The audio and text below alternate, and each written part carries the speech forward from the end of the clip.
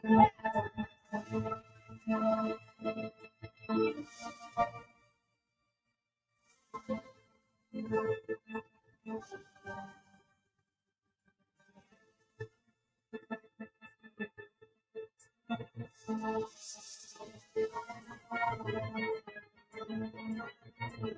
going to take a quick break and we'll come right back.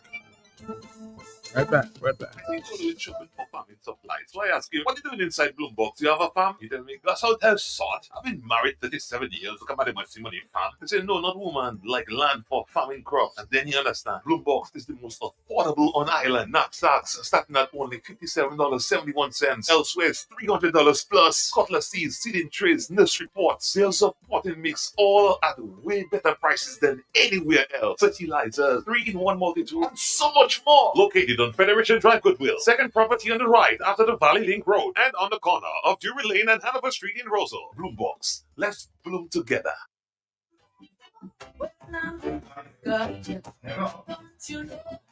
Hello, yes, good morning. All right, we of course repeating what we heard from Clarence Christian this morning as we move on. Yes, I'm here, yes. You hearing me? I'm hearing you loud and clear. It sounds like Clarence Christian. Yes. Yeah. If you hear anything, because I'm speaking directly to the radio on my phone. Okay, go ahead. I'm driving. All right. I heard the last caller from New Jersey, and it is very sad that people without any information can just speak to what they hear without any evidence. No empirical evidence, nothing at all, just speak. Let me tell the caller, man, there is no copper mining taking place at Debois or in Dominica, anywhere. No copper mining.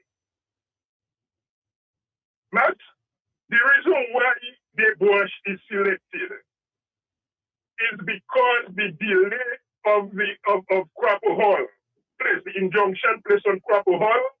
That is why they had to go to Debois. And allow me to speak about that is why they had to go to Debois. Mass tests were done on all the quarries on the West Coast. They found that the stones on the West Coast do not have the density to put on the runway. Because, Matt, you're building a 10,000 foot runway, you're going to getting. This is, okay, I'm not an engineer. Let me tell people I'm not an engineer, I'm an accountant, and a very good one at that. I'm an accountant, trained accountant, both American and British professional qualifications with a master's degree and a bachelor's degree. So I am not an engineer, but you are among engineers and you hear it, what is being said, and then you can decipher for yourself. But the reason why you go to Debois, because it was found that Debois has the density, the wash fare. Let me put it in part of what people. The wash fare that they're looking for, they want to put on the runway. Okay? That is what they're looking for. And that is the place they can get the wash fare. Because you do not want to use the softer stone on the West Coast when a F380 or a 747 or whatever 777 land on there with the velocity and things, so it crush the stone and then you have an accident sometime, create a hole on the runway. So you want the stones to be able to withstand the weight of the plane when it lands. That is what I'm hearing. I said I'm not an engineer, that is what I'm hearing. So Debois, they're looking for the wash fare. But I'm interested that you may be saying that. Of course, you admitted you're not an engineer and we're having a discussion. I'm hearing from the geologists, people who know better, people who understand rocks. And we had a professor there from Jamaica. I've been a university lecturer for over 30 years in Jamaica. He's saying that the rocks from Debois is not as strong as what we have in the Quapo Hall area. So you're saying something different. So who are the experts? I'm asking now at this time because we're comparing notes, Clarence. Who are you presenting as the experts when somebody else is saying something completely different? Are you there, Clarence? Talk to me. Let me tell you. Yes. I'm not talking about the experts. where you're talking about. But I know the Chinese and also have their own lab where they do their testing. And you cannot tell me the Chinese are not qualified.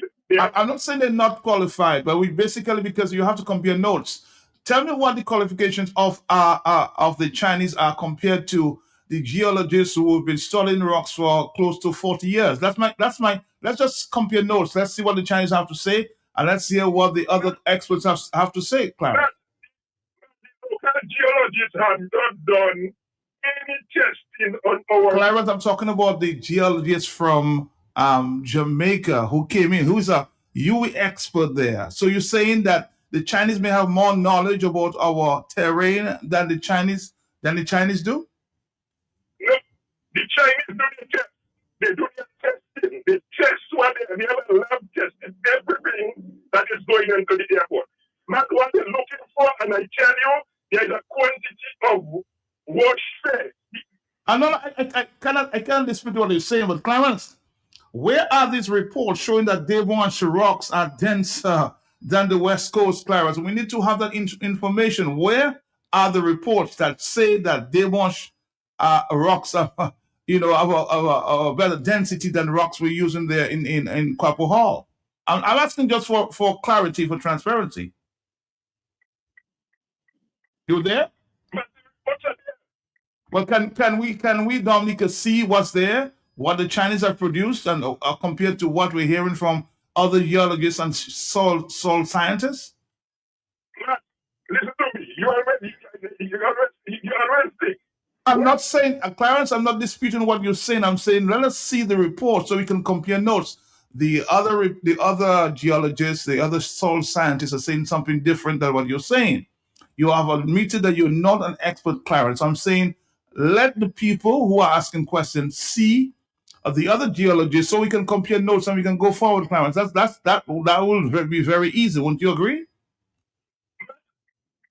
First of all, you're making a serious error saying that there is copper mining. No, we're not talking about, forget the copper mining issue. We're talking about the density of the rocks that was brought up there by your experts. The Prime Minister says he's experts, meaning the people on the ground are experts, so the other people are not experts. So I'm just saying let's compare notes, Clarence. I'm not disputing what you have to say about West or Wash Fayun. I'm saying bring the notes forward and let us compare, and let's move forward from that discussion. Compare notes and let the best decision win. That's what I'm saying. Let me tell you something. I said something. I don't want to read it on your radio, right? But that is what to delay the construction of the international airport. If callers really wanted the construction of the international airport, there's a simple solution. Ask Edison James, try and convince him to remove the injunction. But the partial injunction. So you're saying if the injunction does not say that they stop the mining of rocks up there, or the exploration of rocks in that area close to Edison James. They're saying that you have to work from maybe 8 o'clock to 6 o'clock, and you can continue to of course explore those rocks. Did the court report say stop it? Did the court report that you're referring to, did they tell you stop Quapaw Hall? Did they tell you stop Quapaw Hall? The case is not completed, but they curtail the operation of the quarry and the crusher. They curtail it from six to 7. But you were using the rocks there from Quapaw Hall. All of a sudden there you say you want to go to Devonshire, and you find out all of a sudden, Clarence, that the rocks in Quapaw Hall or the rocks in Devonshire is stronger. It's very, very strange. It's stronger than that of Quapaw Hall. When did you decide to go to Devonshire? When? Matt, listen to me. You question me, you don't question other people when they talk. Now listen to me. Matt, when they were building Melvin Hall Airport, that is where they took the stones from, in the very area. When Miss Charles was resurfacing Melville on Appeal. That is the very same area in a big bush where they took the stones from. So there has been a history of quarrying in the area. There has been a history of quarrying in the area. You can ask Enoch Ronnie or he's a historian in Dominica, not a historian. You can ask him. There has been a history. When Sintra was building the Northeast Road, that is the area because the density of the stones there. Now this is all we're asking. The density of the stones there is much harder than those on the West Coast. If not, if you can't get the stones from there, you have to get the stones in St. Vincent or bring it in from Canada.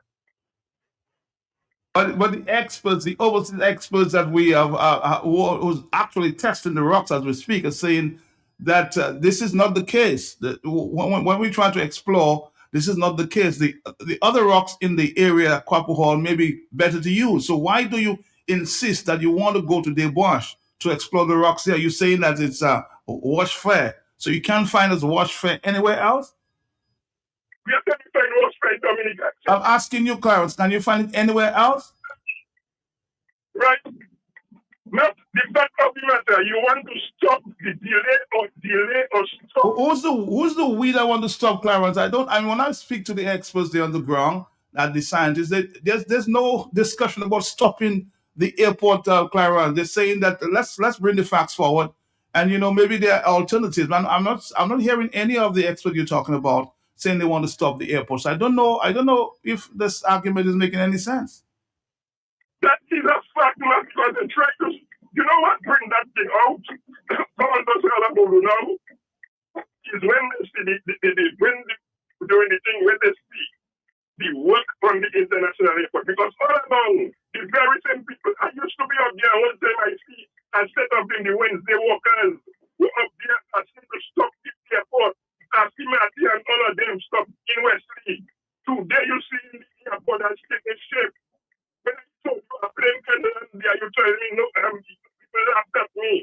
When you see the runway has taken shape, everything has taken shape and is moving nicely for completion in October 2027, commissioning. All that is required is the quality of the stones to put on the foundation before you put the asphalt on it, on the runway. That is what is required. And you need about 400 to 450,000 cubic meters of stones. That is, and I said, I'm not an engineer, but you're hearing things when you are working among people.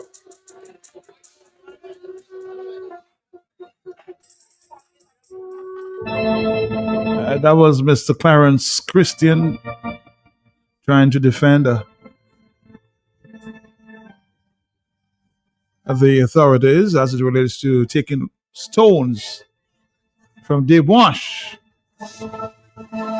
He says that's the only place you can find a wash fair. Hence, that's what the Chinese have disclosed, huh? 132. We also heard from Mr. Jerry Brisbane, who is one of the persons, and his daughter and other scientists. Jerry's not a scientist, but he's been, of course, supporting the movement to cease the operations there at Desbois. Let's listen again to Jerry Brisbane. Jerry Brisbane. We're going to take down the mountain, do whatever it is. And I said, well, fine, that's what you plan to do. But what we plan to do is to try to stop it. But the fact of the matter is this, that neither am I an expert. But with every campaign I've been involved with, and I'm sure you remember when we're doing the oil refinery campaign, that the approach always is to try to educate. Knowledge is power, as they say. And I remember distinctively, man, that Crazy T at the time, was totally for the oil refinery program.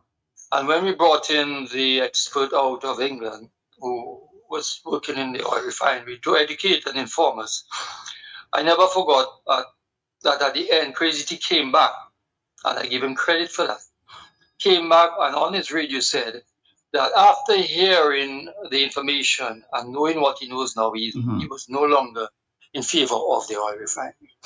So we are taking a similar approach in what we're doing right now. And we brought in this geologist from Jamaica. We are waiting his report. It should be with us soon. Unfortunately, as you know, when he came in, it was the holiday season and, Christmas, everything. The school was closed, so he had to wait for the school to reopen to be able to use the lab to do test different things, which he's concluding. What I will say to the public is once that report, unlike what Clarence is saying, once that report is sent to us, it will be made public. Okay, Matt? We have nothing to hide. And in fact, in a meeting which we held not too long ago with the planning division, we actually are also going to make public a copy public or give up a copy to the planning division. It's interesting, Matt, because I got the sense that even the planning division is hungry to get information. It's like there's none available. So if Clarence is saying that they have these reports, all we are asking now, and we've been asking, and being blocked all over the place, is to make these reports available to the public. It's a simple thing. Even the planning division probably, because it appears they may not even have these reports he's talking about. And so once that is done, then the public has information and knowledge that they can make decisions on. He also went on, Matt, to say quickly that, he conflicts himself. First, he said, I think you remember that, that Edison James had this court case and they stopped the quarrying. That's what he said on your program, I remember. Stop. Then he's now come back and they've come back and said, well, it has delayed the operation. And I understand that because it's to stop at 6 o'clock. Well, Matt, we gave them a solution. When I came on your program, we gave them a solution because, again, in the initial assessment of the geologists, and I said initial, Matt, I'm not saying confirmed as yet. Initial assessment, the geologists said to us that the rock at Crapo Hall and at Debuash, there is no difference really in the rock. He went on to say that at the Debuash site, that there's more variable rock there than at Crapo Hall, which makes it even more difficult. Because in mining, Matt, you do not want to have variability in the rocks. You don't want to have different type of rocks being mined. You want the same rock.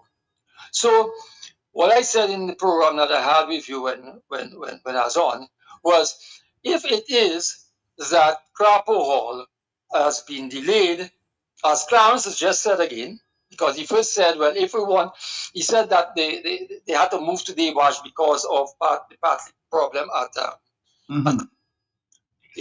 and he says if Edison James was to lift the injunction, then that would solve the problem.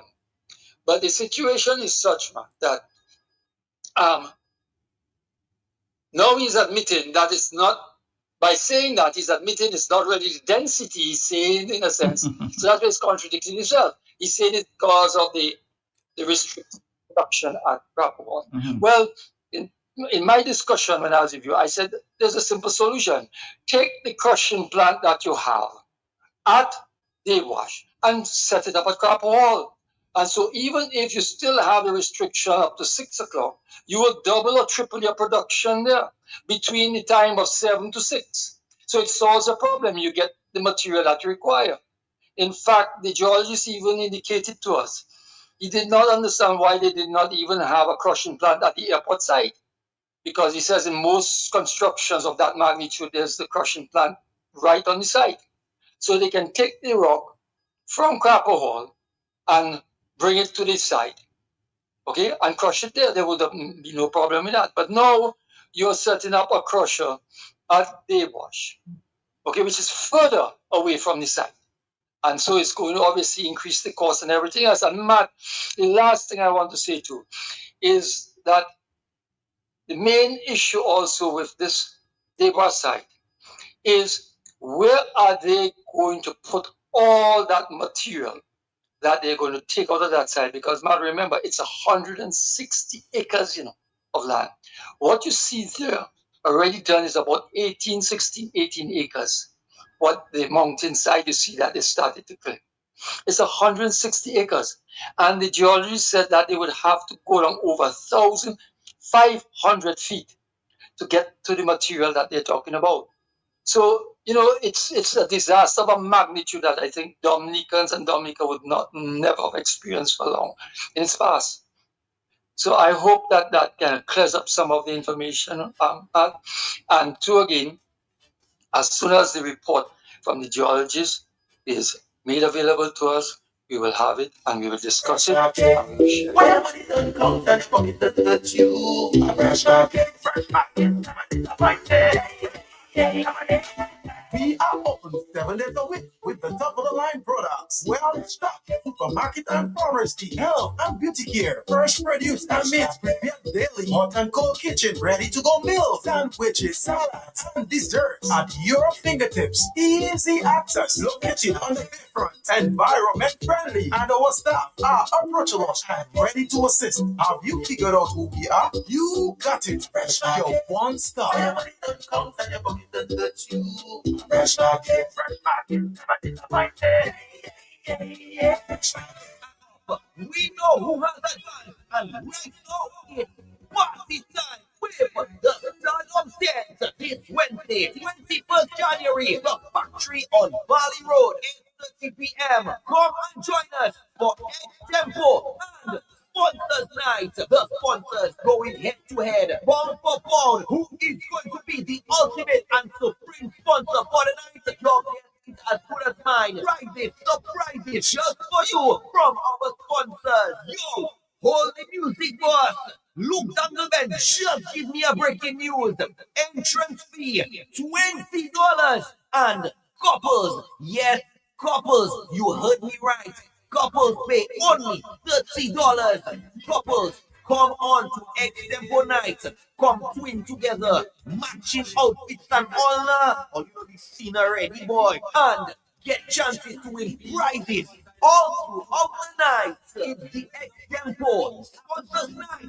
And calling all couples. Start on 10 this Wednesday, 21st January. The factory. 8:30 p.m. So you better be here. Start on 10. Headline sponsored by Big Edge Financial. Also supported by The Factory, Adam Sounds and Lights, Central Cooperative, Credit Union, Kyrie FM, Q95 FM, Vibes Radio, Emo News, the National Bank of Dominica, Mapao Entertainment Center, Arturo Sports, and Hardline. That's why I say money. We'll take your phone calls at this time. Why isn't this government transparent with the people? Everything is a hush hush, hush hush, hush hush, huh?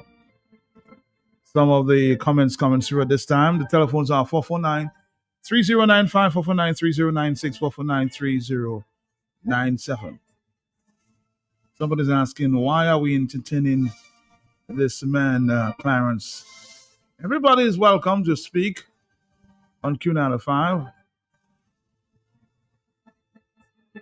Once you have a story to tell, and it's not libelous. Are you there, on the telephone? Yes. Good afternoon, Matt. Good afternoon to you, sir. How are you doing? Matt, Mr. Brisbane has said it all. He said it very clearly. And I suspect that they will take his advice because it makes sense to have the crusher right on site where it's going to disturb nobody. The trucks will haul it there. They can crush their stones. But the fact is, Matt, the real fact of the matter why we are against Debouche, Mr. Clarence, it's because it is a watershed. Why won't you get that to your Cabeza? How many rivers are coming out of there? That is a watershed. You don't go destroying your watershed. As your population increases, you'll need that water. That good, fresh, drinking, usable water. You cannot sacrifice it. And Dominica, God knows, has a lot of rock everywhere. Dominica has a lot of rock everywhere. 9 major volcanic centers. each one of those volcanoes is putting out wash fare. So I don't know, Mr. Clarence, we do not want to destroy our watershed. Thank you, Matt. Thank you. But why Guadalupe and Martin did not insist on getting the best rocks for their airports? What about the residents' livelihood in the area, the water, the environment? But Matt again, bad planning confirmed. Starting the project, a runway, not knowing the type of rocks that we need, that's bad planning.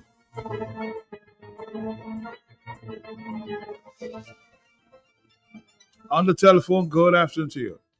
Matt, I want you to know wash fair is iron stone, eh? Yes, of course. Not almost anywhere you pick up stones on the west coast. Matt, they're wash fair, iron stones. Matt, a lot of people, and Clarence is one of them, who think education or having a degree automatically implicates them or involve them in being discretionate, commonsensical, and intelligent. In these things, you have to learn, you have to adapt, you have to study. Basic common sense, if you haven't got it and you have all your education, intelligence, discretion, you're just another damn fool. Matt, I respect every man's opinion, and I respect you for going back to build the argument on what we're about to discuss. Clarence is insignificant and irrelevant in the scheme of things where the destruction of Dominica is concerned. Clarence make the same mistake again, or in his misinformation, or just lacking discretion and intelligence. He said they're trying to, the word he used them at, he said they're trying to prevent the quarry and the crusher from operating. Matt, tell Clarence, try to get his wires better now, Matt. They're trying to prevent the operation, slow down the operation of the quarry and the crusher. Clarence going to do some like basic study on a quarry and a crusher, and what is a crusher and what is a quarry, where you predominantly meet a crusher is in a quarry, and it makes up the quarry, not the quarry and the crusher. Matt, just quickly, Matt, I revert into what I tell you.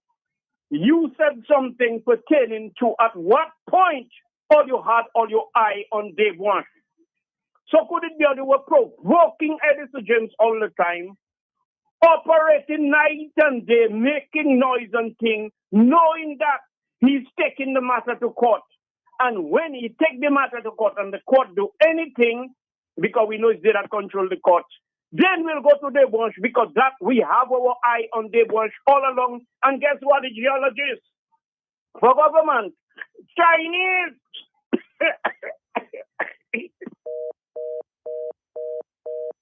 For some reason, I didn't know your phone kept calling up there. 449-3095, 96 and 97. These are the numbers to call. Thank you very much.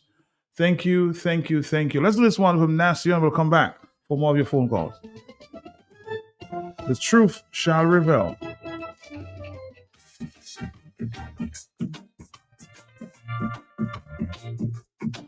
Somebody says, bro, the government is hush-hush because we have a one-man government. Cabinet is the fast. The members of cabinet have no idea what is going on in the country.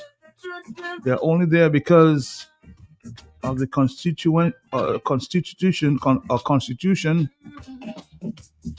required. What a shame. Blessings is right. Wash phrase high iron, so they break down easily. And the wash is not the only place you can find wash fair. I've been hearing there in recent times they were having some difficulty. The land trying to drill the rocks in the marine area. I will explore that further for the marina.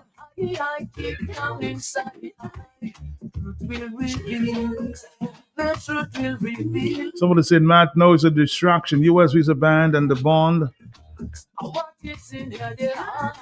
Well, we can't forget. Yes, these issues are important, but you can't forget Debauche. Huh? You have people standing there in the protection of Debauche. You can't forget that issue at all. Hello, talk to me on the telephone. Yes. Are you there, caller? Are you there? Yes. Yeah, good morning, Matt. Good afternoon. Yeah, good afternoon. Sorry, good afternoon. I listened to the conversation since morning, and I Okay. find that impossible. Let me tell you something. I'm a hillsman, right? Okay. And I go different places and plant ganja already. But you see, that mountain they're talking about, they haven't got the rock they're talking about. They have a truck rock, and that is the thing the father create to hold the mountain. That's a special rock. If you dig that rock and you just take a stone and you burst it, it will burst. But it's like a rock. But that's specialized for the mountain. That there, that is not rock to for the airport. That's a different kind of thing. So what I saying to Mr. Christian and them, they are lying for the Dominican people. They are lying for us because it's not rocks they're going to dig for. There is something else. Because that mountain have a special type of rock. You call it a truck rock. If you dig that mountain and you get the rock, you can just burst it. That's the type of stone you have there. It haven't got stone to say like on the west coast. The west coast have the real thing for that. And according to the people, it's something that the Chinese want, and the prime minister don't want to tell us what's going on the street. Map. That's what's going on. All right, caller. Thank you very much. So watch it how you running steep. And one time alone will prove the story. And every eye will see. The truth will reveal. The truth will reveal. Things that are hidden. Of everything that I'm high, I keep down in battle. Truth will reveal. The truth will reveal. Oh, what's in there? What is in their heart? Oh,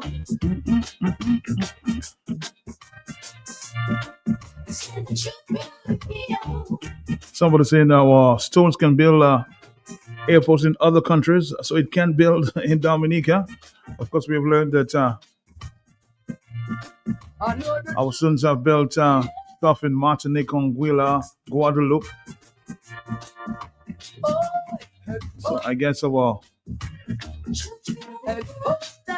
can do the same things that they did in Martinique. Hello? Yes? Let's move back to the phone. Hello, talk to me. Sorry. let the truth be revealed, yeah. Nowhere to hide. 151. Hello, yes? Hello, good evening. Good day, Matt. What's up? Good afternoon. Yes. Good afternoon. But this argument with Dave Wash, Dominicans don't want the mountain to destroy. Some do want it. But I think in anyone that sing the national anthem, and when you do pass up Dave Wash and you look at what the destruction that's being caused, you don't need to sing the national anthem. You're not loyal to your country. My the thing is, the only reason why this is happening because I feel that part of Dave Wash is sold. So the government do not have any choice and trying to fool the people and tell them that they're looking for a specific tone. And that same stone, as you know, bail other countries. So it's not a loyal to a country. They have the money and they need to make an excuse for people so that they can the Chinese can continue to mine or query or do whatever they have to do. But I don't believe this belongs. That piece of land there don't belong to Dominicans anymore or Dominicans. All right, caller. Thank you very much. 152. Why do they insist that they need to get rocks from that area? Why are they insisting? One at it, and I believe he should stick to accounting because I heard Clarence Christian making certain assertions that is never going to happen. Not just him, I heard Roosevelt Skerritt also making such assertions that they need the stones from Debwash because of his density for the runway at Melvin Hall for the future where a Airbus 380 or Boeing 777 or 747 is going to land. Mr. Peltier, the probability of an Airbus 380 landing in Dominica is zero to none. 0 to none, you understand me? Because first of all, the Airbus A380 is no longer being manufactured. Reasons being, it is too expensive to operate, and they did not get the amount of purchases they thought they would have gotten. And I guess it's because of the size of the airline and the high maintenance costs. Coupled to that, the fact that Jamaica, Trinidad, Barbados, St. Vincent, St. Lucia, all these countries have international airport. We have never seen an Airbus 380 landed in any one of those. What makes Roosevelt Skerritt and Clarence Christian believe that an Airbus 380 is going to land in Dominica? The only countries that really operate Airbus 380s are in the Middle East or Europe. And here in America, no Airbus 380s is coming to the Caribbean. None. And they will not be coming. Secondly, I don't see Dominica attracting a Airbus 380 packed with passengers if we continue to destroy the product that we are selling to the rest of the world. We are destroying nature. An Airbus 380 packed with passengers will be coming to Dominica with people who want to experience nature. Yet day in, day out, at every twist and turn, we are destroying nature, Matthias. We are doing it in Debuash. We did it at the Cabrits. Everywhere you turn, there is a quarry in Dominica. Everywhere you turn. Yet we are selling nature. When we continue to destroy nature, what is going to happen? And they're talking about Airbus 380 or Boeing 747 and 777 landing in Dominica. These guys have, I don't know. I really don't know what they have in their head. What are they thinking of? If the Airbus 380 program is discontinued, why do you think that 10, 20 years from now, Airbus 380 is going to land in Dominica? It's not going to happen. It is not going to happen. So Roosevelt Skerritt and Clarence Christian need to stop dreaming and stop trying to fool their supporters, because it is not going to happen. We need to stop the activities at Debuash, and we need to stop it now. There is far too many injuries to our natural environment caused by this government. Since these guys has come into power, the environment has suffered more than any natural disasters we have had in the past 100 or more years. These guys are reckless, they are dangerous, they are greedy, they are corrupt, and all they are concerned about is lining their pockets. That is all. That is all. So Dominicans need to stand with NACIO, support NACIO and IP and whoever else is out there. We here in America, in the so-called diaspora, we will do what we need to do to support the cause. I have been talking to people. I've been linking with people. You know the deal. Anytime you're ready for a boss, you make the call. We are prepared. Okay? But this thing needs to stop. It really needs to stop. They started with our parrots. Now they're destroying the very environment that the parrots existed in. I guess that's why they send the parrots away, because they figure they go to destroy the environment, so we don't need the parrot anymore. LTA, this thing needs to stop, and it needs to stop now.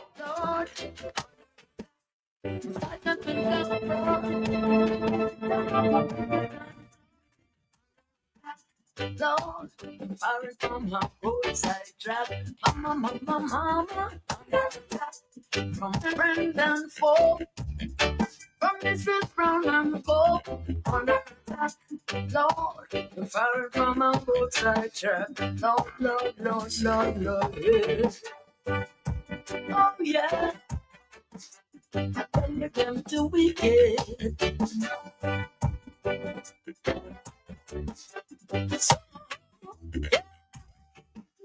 This brown them up blood, the liquor some are short.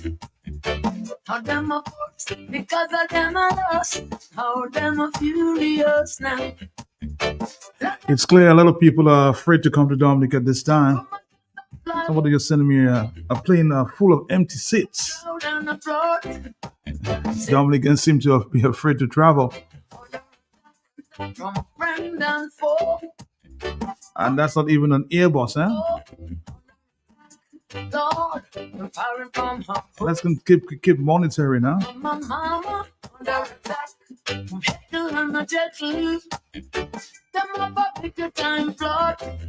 Somebody saying the design aircraft is the B777 and A350, not 380. Oh yeah, this is from the weekend, yeah. Lord, oh Lord, walking out. Lord, I got to reload. No offense, but that my self-defense. Somebody asked me to ask Mr. Clarence for me, or tell him density is not the same as hardness, huh? But fools talk, cowards are silent, and wise men listen. I wish Clarence would take heed, huh?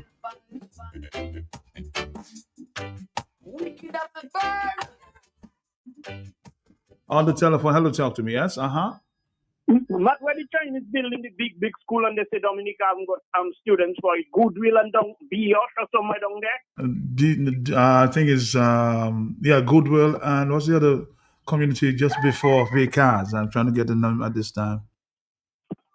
Thibault, I think. Thibault. Suspicions about those big schools, isn't that so much? Yep. Not that airport maybe is a military base for true, so it has to have special rocks. So if America and China fighting over Dominica, it will be indestructible, Matt. Matt, I'm just being humorous there. And I am saying you have Chinese developers or mining our country as well, developing an airport, they say. Matt, and the Chinese geologists saying where the best rocks are in Dominica, where we have a Caribbean scientist as a geologist, a soil scientist. We are disregarding him and talking about the Chinese, but Matt the Skerritt never says the Chinese, Matt. No. He never said. He said he's claiming that it's the Chinese that are the geologists, Matt. He said we have our own experts. We never disclosed it was the Chinese. Never disclosed that, no. And then Clarence come in now and tell us, well, they are the Chinese. Matt, all that confusion indicates that it's pure deception and destruction of that blessed land where we have come to love and foreigners have come to love. Now the Chinese come, whatever deal they have with Skerritt, with the complete desecration, the complete destruction of a sacred land, Matt, that is desecration. And all of a sudden, you hear in several conflicting reports on the same issue. But if that is not some evil intention with the Chinese and Skerritt, and Matt, how much money are we owing the Chinese? Ask him one of these days, not our general or overall national debt, but our debt to the Chinese, Matt. How much money we are owing the Chinese? And the question again, where is the memorandum of understanding? And it's not the 2 pages Chichi come and present to Dominica. 18 hours of negotiation or interrogation, and Chichi give us 2 pages and say that is the agreement. Matt, that is a crime, and we have to treat these people as criminals. Thank you. All right, thank you very much. Thank you very much.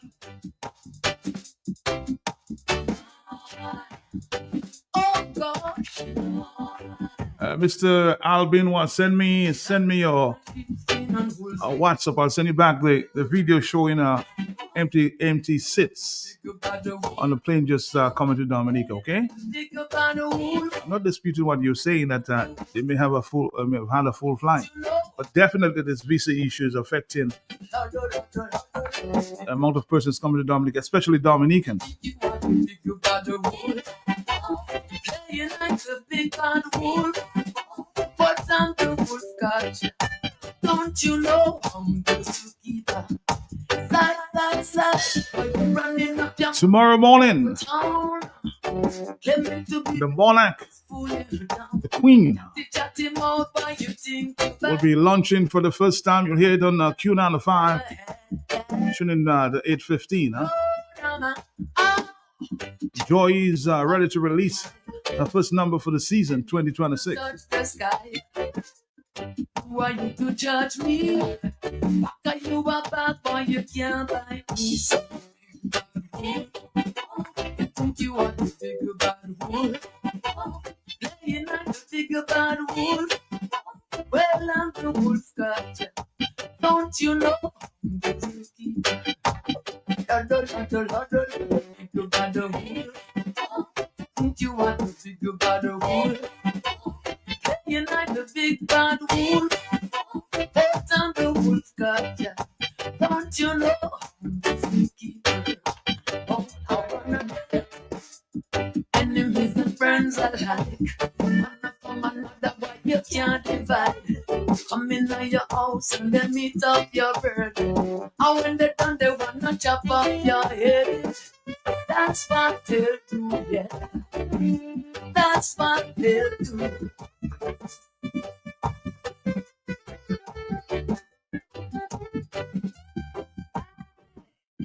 Jealousy of fly so high, and we wanna touch the sky. Who are you to judge me? Back are you a back, but you can't bite me. So you got a wolf. You think you are the bigger bad wolf? Hey, you're not the bigger bad wolf. Well, I'm the wolf, gotcha. Don't you know I'm the zookeeper? That's the game. So you think, so you big and you're bad and you're rough on yourself. What? Good afternoon, Matt. I don't know. Matt, there is a priest who is in charge of river. Always talking about a river and Layu River. The only river he can stand for is Layu River. That he doesn't stand for nowhere else except Layu River, because I haven't heard his voice talking about that Debosh river. I'm just asking if Father Coffee is only responsible for Layu River. This question has been asked for a few weeks now. Father Coffee seems to be silent on this one. We wanna touch the sky. Who are you to judge me? Back are you a bad boy, you can't bite me. So you think you are the bigger bad wolf? Playing like the bigger bad wolf. Well, I'm the wolf, gotcha. Don't you know? Somebody's making a point. You see, Matt? All people like Al like to live in America and having a good time there. Why he doesn't come back home? People think Dominic is so good. All you can do is talk. Somebody's asking to come home. Come to the other side where you got your education. You can't divide. Come in your house and then meet up your bird. And when they're done, they wanna Always locked in. So somebody's encouraged you to come home now. Come home. yeah. That's what they'll do. We have a guest coming up in the next few minutes. Tell us to fly so high, and we wanna touch the sky. Who are you to judge me? Back are you a bad, but you can't bite me. So you gotta win. You think you are the bigger bad. Somebody says the government expert is Mr. Josiah Benoit, who also speaks Chinese, you know. He was trained in China. That's the game. So you think, so you big and you're bad and you're rough on yourself. Why? Ask me who I am. Tell you who I am. You know, Lord, sticks and stones to break my bones. Things say you're bad. Things say you're bad. So I'm gonna get every Reverend Hood. Every Reverend Hood. Yes, I'm gonna get it. Cause I'm a zookeeper. You notice that Clarence jumped from one issue to the other and never answered my question?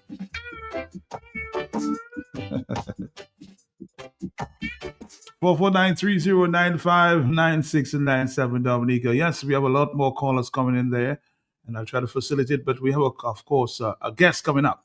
A guest coming up in minutes. Okay, so stick around, Dominica. This is Q 9 to 5. And we're not having a slow Tuesday. If you know quality, then you must know the manufacturers of Dominica's finest rums. Belfast Estate Limited. Over 80 years leading the industry with exceptional standards and formidable customer service. We present the manufacturers of BB Rum, Soca Rum, Red Cap Rum, Cask Rum, and the signature Belfast Estate Rum Punch. With island-wide distribution daily, Belfast Estate Limited has cemented its mark as the distributor of choice for products like Eldorado range of rums and creams, Kubali Bear, Corona Bear, Guinness, Root Boy drink, and of course, Sunblast juices, Topper snacks, Vitamalt, and Pine Hill juices. Call the office at 440-7032 or visit the distribution outlet at Jimmy Dominica. Follow on Facebook or Instagram at Belfast Estate. Belfast Estate Limited, your leading manufacturer and distributor of rums in I think Dominica. going shopping for farming supplies. So I ask you, what are you doing inside Bloomberg? Do you have a farm? You tell me, that's how hell sort. I've been married 37 years. Look at my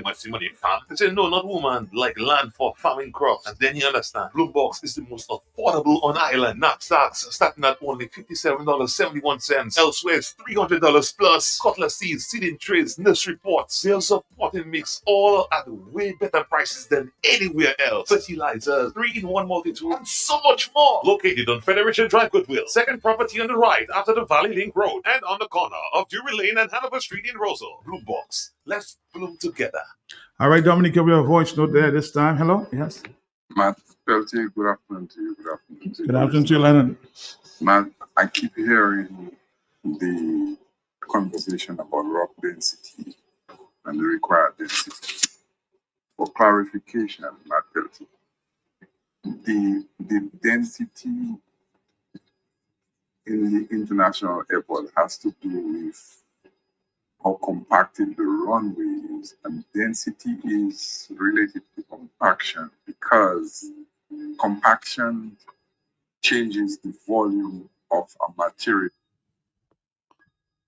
Something's going on here. Let's see if we can continue here. Sorry about that. You will have to send that voice note back, huh? All right, Lennon. Hello, talk to me on the telephone, yes? Quickly. Yes? Hello? Hello? Hello? Somebody's listening to the conversation on the radio. Are you there, caller? No. Again.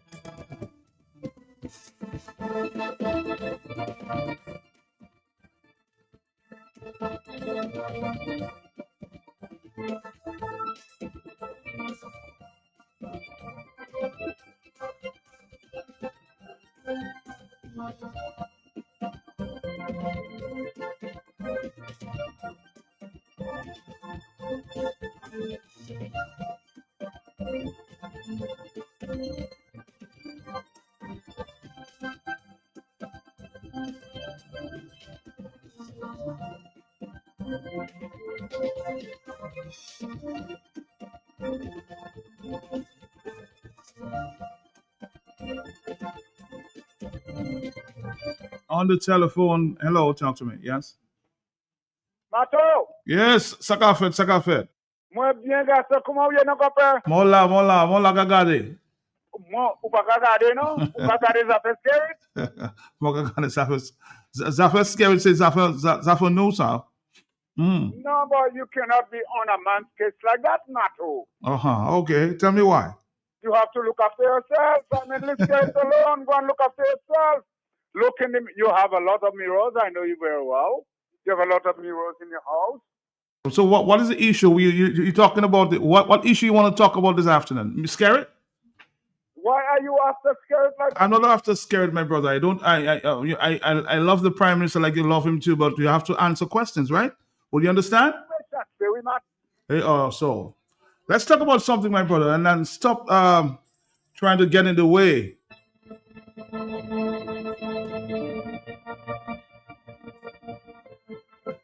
If you have to make a point, make a point. Hello, talk to me. Someone will just stay caught. Hello, yes? Are you there? Yes, sir. How are you? How are you doing? Good, good, very good. Thank you. Thank Okay, God. good. I'm saying that in a democratic country, if we were a democracy, we are democracy, you say, but I'm telling you just on paper. But in practice, we are a socialist country. If you were true democracy, guys like Christian and his body scared would have been arrested long time for what they're doing in Dominica. These people are destroying our country. I mean, I love my homeland. I was born there, was a fire officer. I was a member of that defense forces. But what I'm seeing and hearing going in Dominica, and scared is continuously lying to the people of Dominica. And people in Dominica, guys, nothing is free. It's either an apartment or whatever it is your money. It is your property. The Chinese will not give you anything for nothing. They want something in return. They will take whatever they can take in our country. Finally, they might even seize our country one of the days. And when we think we have a Dominica, it will be gone in the hands of the Chinese. All right, caller, let's take another phone call here. It's 2:14. We have Mr. Joshua Francis with us for the remainder of the afternoon. Stick around. Clarence Christian and Owen are two of the same people. They don't understand. They just know how to talk. Yeah, well, I guess they have common sense. They can decipher what is good and what is bad, huh? Or what is wrong or what is right.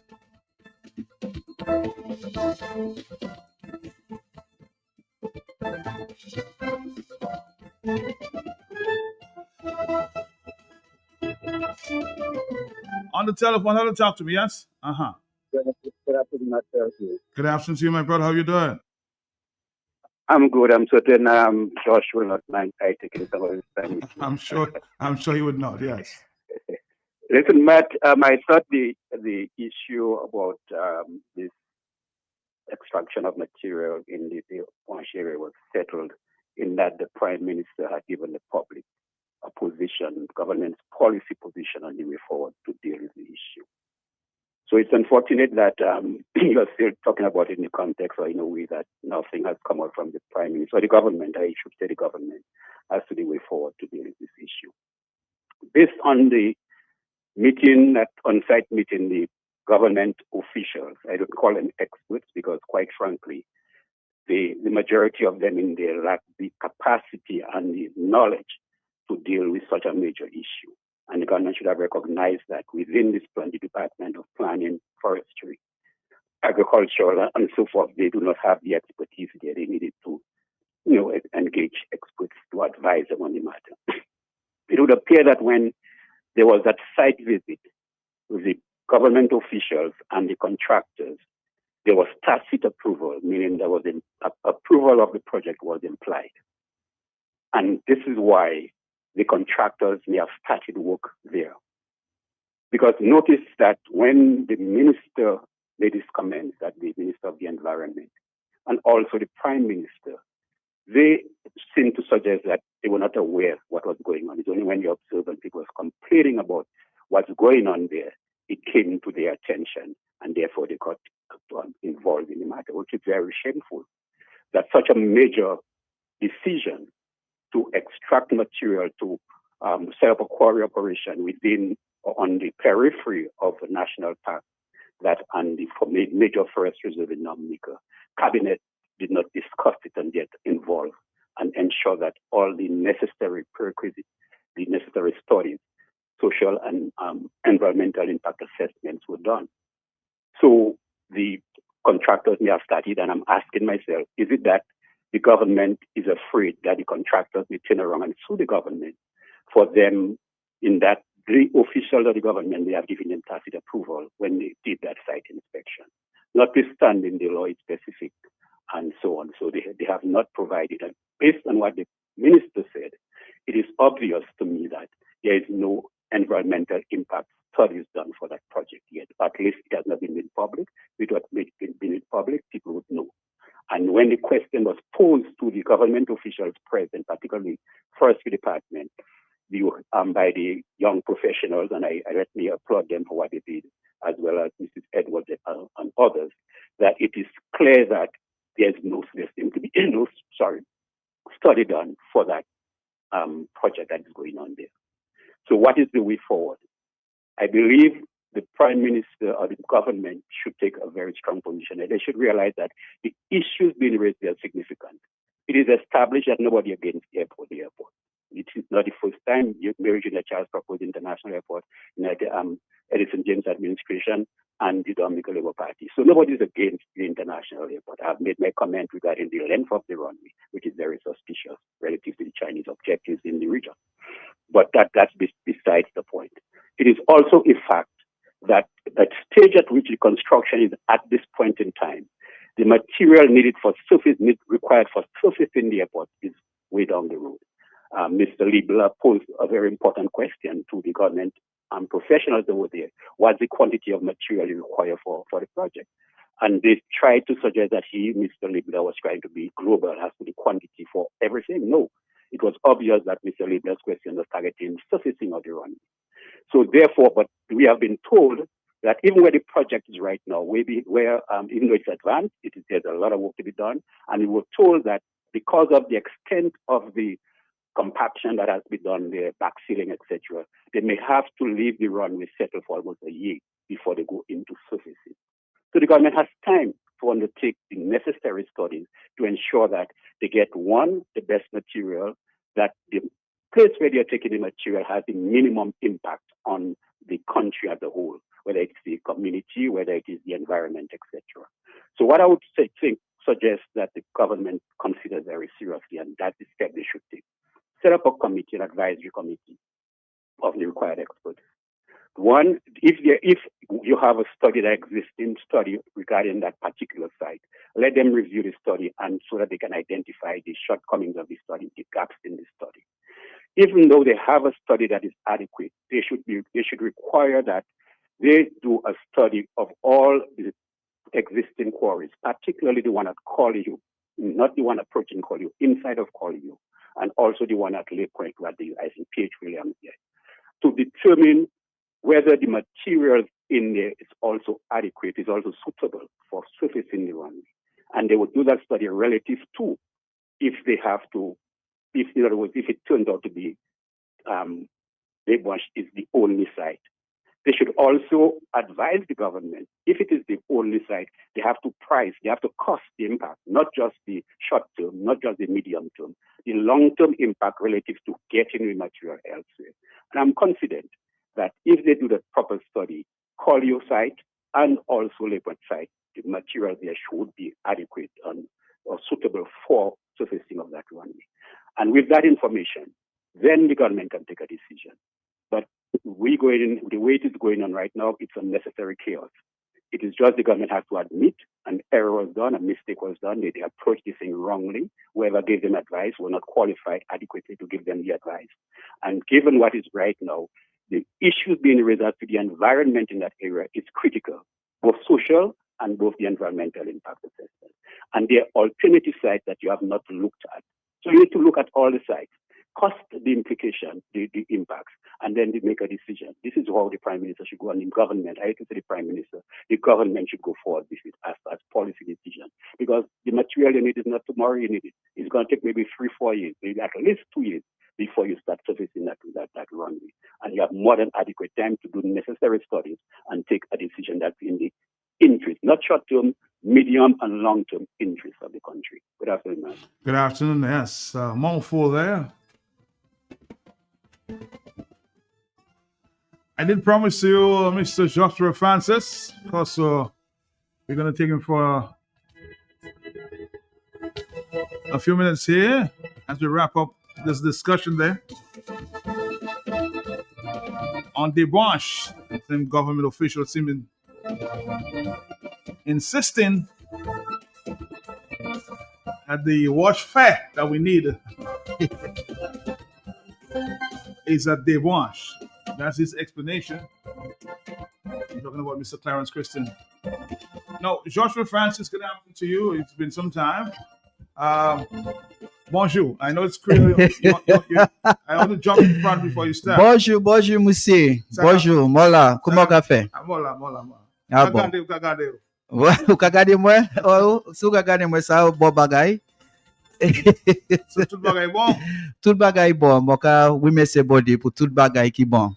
Mola, moka fait bien. That's good because the last time I heard the Prime Minister saying that you're getting fat. I think he said that Bernard is getting fat. And you're surviving because you're doing good. Yeah, What's wrong with he said that I have a lot of money. Yeah. The Prime Minister probably knows something I don't know. So he's putting you in that club. Well, the rich club. Yeah, he can put me in whatever club he wants, but at the end of the day, where he puts me is not where I'm necessarily standing. You know, in his mind, I'm somewhere, but that doesn't necessarily represent reality. Okay. All right. But I found it to be comical, you know, the things that he had to say about me. But at least he was light in his jabs, however he would have put it. I don't know whether it was intentional and whether it was meant to be adverse to my image. But at least he's better off than those who propagate lies about Joshua Francis. Give that to him, you know. Whatever his intentions were, I do not want to judge the man. I mean, of course, he's my political opponent. But I must say, whether it was Mapui that he attempted to give across, it certainly came lighter, softer, and more palatable than those who propagate lies. I mean, I read blogs and the things they say about Joshua Francis is so comical, laughable, and distasteful. And it speaks more to the authors of lies than the targets. I just heard yesterday somebody called and said, Matt, Joshua escaped. He went a couple of days. When he was about to be served papers from the court. I heard all kind of things, you know. There's also a saying that I went to get treatment. You know, I was at the hospital. I mean, it's really sad people take the time to formulate those type of things and disseminate it in the public. And I always say those people are cowards. Because if you have something to say to Joshua Francis, be a man or a woman and say it to his face. And furthermore, if you're making those remarks, provide corroboration, substantiate your claim. There have been so many untruths propelled and propagated against me. And to date, there is no evidence to suggest that those things are true. And I think that some of the blogs that are out there actually being penned by so-called educated people, persons with master's degrees and persons with specialties. And some way, somehow they think that if they go after a person's image, that they gain some success. But I will say to those who peddle untruths about me, no amount of hate will determine my future. No amount of hate will define me. No amount of lies will define me. I mean, matter have been in politics 2013, I have seen it, I have gone through it. In my darkest hour, I didn't break. It's not now I'm going to break over lies, you know. So I just want to put it out there that it is not good. There's a saying that a good name is better than silver and gold. And any one of us who go after a man's good name without just cause, first of all, it's not good to go after somebody's name. Vengeance is not mine or yours.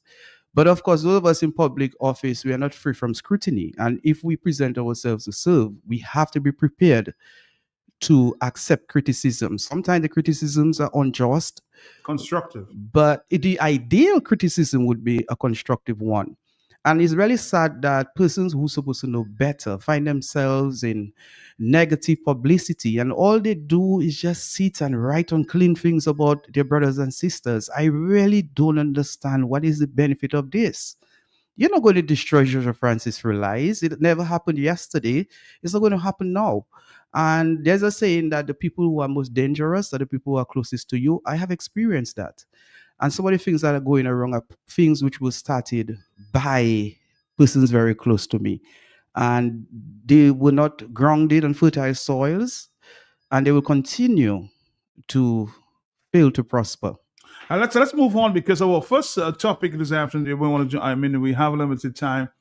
We just heard from Clarence Christian, and the last I spoke to you, you were on the way to the airport and you stopped at Debarge because you seemed very concerned. And of course, Clarence Christian, one of the acolytes of the Labour Party, is insisting that they need to get rocks from that area, Debarge. Well, of course, Matt, we have been hearing the narratives. We have been hearing it from different fences. We just heard from these different sides of the fences. We just heard from a former physical planner, very learned gentleman, Mr. Baptist, giving his view on the matter. We have heard views from environmentalists, both young and older. Geologists. We have heard from geologists. What we have not seen is formal reports. I have not had the honor and privilege to sit to read any formal report. I have not seen any environmental assessment study report. I have not seen any report on the rocks, which are better. There is an argument that the rocks at Debouche is more dense, and therefore it is in the best interest of the country to harvest those for the construction of the airport. I heard a gentleman on your radio program this morning giving an argument, and he was saying that he heard. Now, where I sit and stand, I do not make pronouncements on things I just heard. I like to read for myself. I like to see for myself, experience for myself. And sadly, the population, the Dominica, has not been privy to read those reports, if any. What we know, and is truthful, a project started without any environmental assessment study. Legally, what is happening at Debouche is unlawful because we're not aware that any approval came from planning division. And by virtue of the fact that the land has already been excavated, roads have been built, certain mitigation factors have been put in place according to government officials. Those were done without any planning approval, and therefore it is unlawful. And the debate continues as to whether what the government is doing or wants to further is the best for the country. And there is a resounding answer to that. And the answer is no, it is not in the best interest of Dominica, because what is happening is the entire area is being put at risk for our watersheds to be affected. And once watersheds have been affected, then we have to halt the project, because we know very well that water is life. And that area extends beyond Debouche, because keep in mind that waterways are connected, tributaries are connected, rivers are connected. And whilst we focus on the Pegua River, the water system goes beyond that. It goes beyond Pegua, because when you look at the mountains in Dominica, if you go on a map and you look at the water streams, you would note that they are crowned, they are interconnected.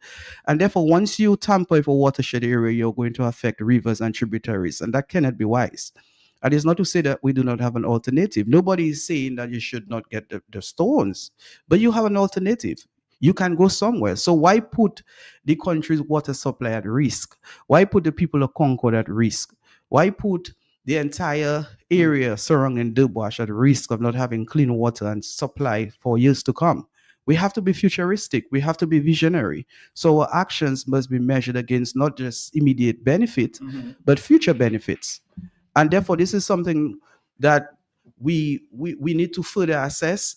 And the call continues for the government to hold the project and go into West Coast, go somewhere else where the rocks can be found. Stop destroying the area. Stop putting the people at risk.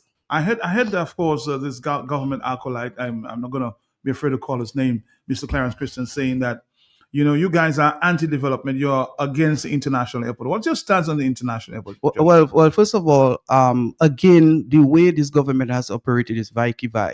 A responsible government would have had a number of consultations with the people in terms of the construction of the international airport. You saw how the people of Wesley were impacted without proper consultation. The airport was designed and earmarked to be constructed. The time came and people were displaced and given money. But a responsible government goes beyond that. A responsible government will see to the people who would be affected directly and indirectly, speak to them about the international airport. What would be the consequences or ramifications? What would be the negatives, the positives? What are there for the people? As in this case, the people of Wesley, Woodfordale, Marigot, and within the immediate environment, and what is there for Dominica? We're not aware that any economic assessment study was conducted in respect to that airport. I mean, of course, we have already concluded there wasn't any environmental impacts assessment study, but we are also not aware that there was any economic assessment study, because at this point, all of us, or most of us, have already concluded that Dominica needs an international airport, and Dominica will benefit, jobs will be created. But all that is just... That's a picture being painted. Yeah, but that is based on speculation. We're not aware that any proper economic assessment was done. We know how to do an economic assessment. You do your research, you collect your data, you do your projections, you look at the expense the country will suffer as a result of the construction of the airport. You look at the expected revenues, and then you determine how profitable the airport would be. Now, in doing so, you would have to look at short-term projections, medium-term projections, and long-term projections. But most of us have already concluded that Dominican is an international airport. It's going to make Dominica better. Now, that may be true or maybe not true. But a responsible government would not just make those statements. It would support those statements with studies. No such study was done, or no known such study was done. And likewise, Matt, the social impact studies, again, as I was saying, the people of Wesley, Woodford Hill, and the immediate environment have been affected. We're not aware that any such study was done. And of course, we're not aware that any environmental impact assessment study was done. And that's the way this government operates. And I'm aware that there are several other projects that took place in Dominica without planning's approval. So had I been at the helm, had I been the Prime Minister of Dominica, things would have been done differently. First of all, I don't get carried away by simply concluding that the airport is going to be the best thing for Dominica. Because when you look at it, Matt, you have to look at the cost of operating an airport, just as you have to look at the cost of every project. Look at the cricket stadium as an example. You remember the big show that was around the cricket stadium, the Windsor Park Cricket Stadium. Did we realize what was promised to us? No, we did not. It would be sad if we construct this airport at the expense of our environment, and the future of Dominica is not really going to benefit from it considerably. Of course, an international airport is a link way to the international community. We're going to get flights. But from a dollar point of view, as I said, a proper study would tell us how profitable, if profitable, that airport would be for us in the short term, medium term, and long term. Would you say that, as I heard there from Clarence Christian and others, that this airport will be commissioned? I have to talk to the project manager, the airport manager there, in 2027. Does that look realistic? Well, again, I'm not a technocrat. I have not sat down with any technocrat or any engineer or anyone who is involved in the construction of the airport to determine whether that is true or not, or making sense or one not. expert is telling me now, as we speak, that this, as a professional, I'm telling you, this October date that they're predicting is a no-no. That's what an engineer says. Well, again, there are different views, Matt. We don't have studies before us. We don't have reports. So whatever we say is just speculative. We're just doing guesswork here. And that's how this government is operating. It leaves the country to make guesses. It has not been a forthcoming government. You have spokespersons going on radio and making comments, but you cannot go in a public library to pull out a document concerning the airport. You cannot go anywhere in Dominica. You cannot go to the statistics division to get data on anything. This is not a country of information from a government point of view. And until such time, even politicians like me, persons who take up leadership roles and speak for and on behalf of the public, cannot get information, and that is sad. All right, Joshua, let's talk a little politics, because I heard that I'm hearing on both sides. One, I'm hearing that you guys are doing some work on the ground, and the other side says that the opposition is not doing enough work in terms of trying to bring the people together, or coming together as one under a united brand. What's your take on that? Well, again, Matt, there are people who sit on the sideline and make those type of comments, and when they're called upon to make a contribution, they don't. And there are also persons who are genuine. They may think that the opposition is not doing enough. Those people are always free to make their suggestions. I'm a listener. I think Dr. Fontaine is a good listener as well as Bernardito and every other leader who is involved in this race. So for those who have those kind of comments, they are at liberty to contact us, whether it's via social media or to get our numbers and make a call. Submit their suggestions and allow us to realize those suggestions. And if they are dissatisfied, they can always, follow up. But mere talk is not going to get the job done. Even coming here and having this conversation with you is not necessarily going to shift the political needle in favor of the opposition parties. Politics calls for hard work, especially our situation in Dominica, where you have a DLP that has a lot of funds, deep pockets, and seem to have a well-oiled machinery on the ground in bribing people. We need the effort, we need the energy, and we need the positivity. And I think that some of us are doing more harm to the opposition movement by continuously criticizing the leaders in the opposition, criticizing the movement, being just totally negative. I'm aware that those of us, and I'm not speaking on behalf of Dr. Fontaine, but I know that he has been out there doing work. I myself do work. How much more would we need to do? Please tell us. So you'd say that people should tell you if they want to join the movement, they should tell you what's going on. Well, Matt, on our own, we cannot get it done. No one political leader or political party in the opposition is going to get the work done. It is we, the people, that must get the work done. And the election has not been announced. We do not know whether it's in 2 months, 3 months, 4 months, or a year from now. We don't know. But what we know is that we can convince the Liberate to stop supporting the Dominican Labour Party government. And they would have good reason to. Well, we have many reasons why a Liberate should stop supporting its party or move away or stop declaring himself or herself as a Liberate. There are zillion reasons.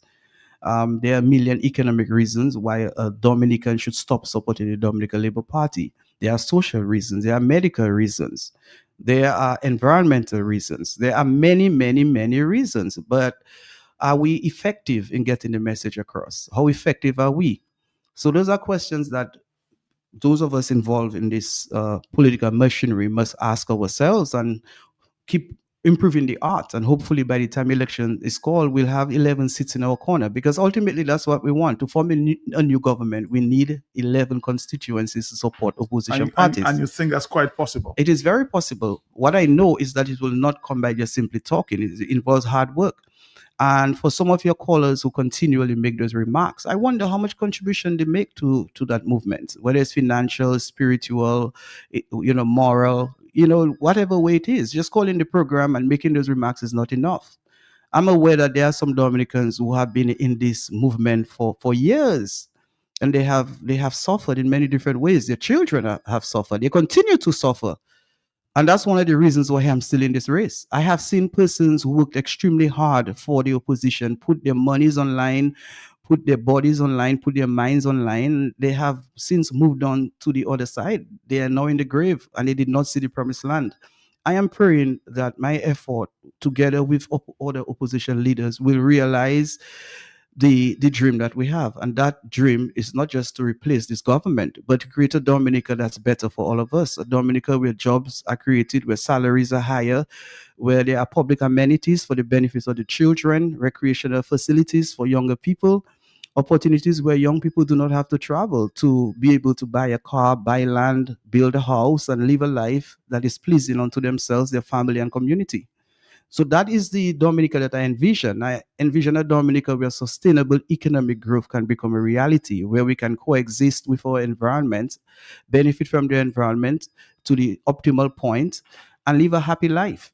Dominica has the potential, but we need a government with a vision. We need a government that understands the comparative advantage of Dominica, where we are. What do we have that we can use to create a niche on the global stage where not only Dominicans will find Dominica to be a better place, but the whole world will be attracted to Dominica. Take a pause here. The government had made a very important announcement this week, and people have been waiting on that. Let me allow you to hear. I think you were out of state when that announcement was made. Last week approved the establishment of an agricultural land lease facility targeting young and land constrained farmers. The facility makes good on government's 2025-2026 budget commitment to make a minimum of 300 acres of state land available exclusively for agricultural use across multiple locations island-wide. Under the program, parcels ranging from 1 to 5 acres will be leased at $1 per acre per annum for the first 5 years, with the option to renew based on continued agricultural use. Here is Minister for Lands, Honorable Melissa Popon-Skerritt. A pupil surveyor will be engaged on contract as an agricultural land lease technician. This officer will manage applications, conduct surveys, oversee lease administration, monitor compliance, maintain a land use database, and serve as secretary to the Technical Advisory Committee. Eligibility will require active involvement in agriculture or a viable production proposal, registration as a farmer, a valid produce seller's license, and compliance with Social Security requirements. This initiative is about boosting agricultural production, empowering our young people, strengthening food security, and driving sustainable rural economic development.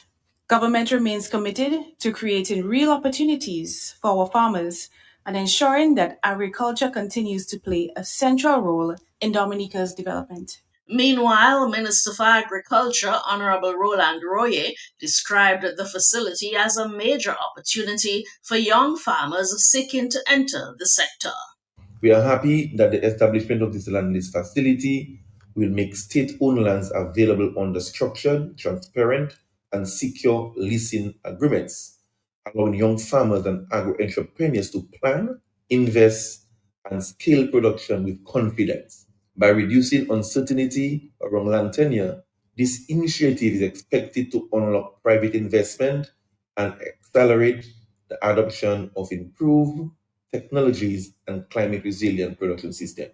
This policy is a central component of government's broader strategy to expand agricultural output, strengthen food security, and position agriculture as a major driver of economic growth in line with the national target of having the sector contribute $700 million to GDP by 2030. All right, Joshua, your take on this initiative, new initiative, giving the young people 300 acres, $1 per acre, and that you can have it for the next 5 years. Well, the intentions are good. I don't know how much studies were done to come up with that decision. I don't know how it is going to be done. I did not hear information as to which part of Dominica this is going to be executed, which lands, which communities. The intention is good. Under the Dominican Labour Party government, the rural economy has collapsed and in some cases dead. That is why we have depopulation in several rural places, meaning people have left the rural communities to get out of Dominica or to settle in other villages in Dominica because so little has been done or is being done by this government to cause economic life to happen for the people in those rural places. So the declaration that the government is willing to provide land, state land, for young farmers is positive. It's a good one, but I would not say this government is going to gain success in doing so. Like several other government projects that have failed, I expect this government to fail once again because, again, as I said, this may just be a political stunt. Government may have just put it out there knowing that right-thinking Dominicans have been chastising the government for its failure to develop agriculture under its watch. But by providing the land is just part of it. We have to help young farmers to be confident to go on the farm in the first place. I'm not too sure how many young persons have fallen in love or are in love with agriculture to the point where they want to lease land. What I'm aware of is that there are lots of Dominicans, young people, who have lost confidence in this economy and looking for their way out. We have created a youthful population for export. We have been exporting our intellect. We have been exporting our resources. And it's good that the government is finally coming to realize that it has made a significant error over the past 25 years in its failure to invest in agriculture. Matt, if you remember, the $1 minister had stated that agriculture is of the past, that Dominica needed to evolve. And the government took that seriously and failed to invest in agriculture. So at least the government has done some reflection, thanks to the opposition, that it needs to invest in agriculture. But once again, the government is getting it wrong. You do not just come on the radio and declare that you're providing land for young people. As I ask, where's that land? Where is it going to be made available? They've made a few announcements. I think in Warner, they've identified Wharton Waven and some other areas. And what type of agriculture is it? Is it vegetable? Is it animal husbandry? And furthermore, beyond the land, are there financial resources available for the young people? Matt, will it make the capital available for these young people? Exactly, because it's worse for young people, Matt. And that's one of the biggest indictment on this government. People are cash strapped. People do not have money. People drive nice cars. They have nice houses, but they have very little in the bank account. They don't have the liquidity. They don't have the cash power. They do not have the financial resource.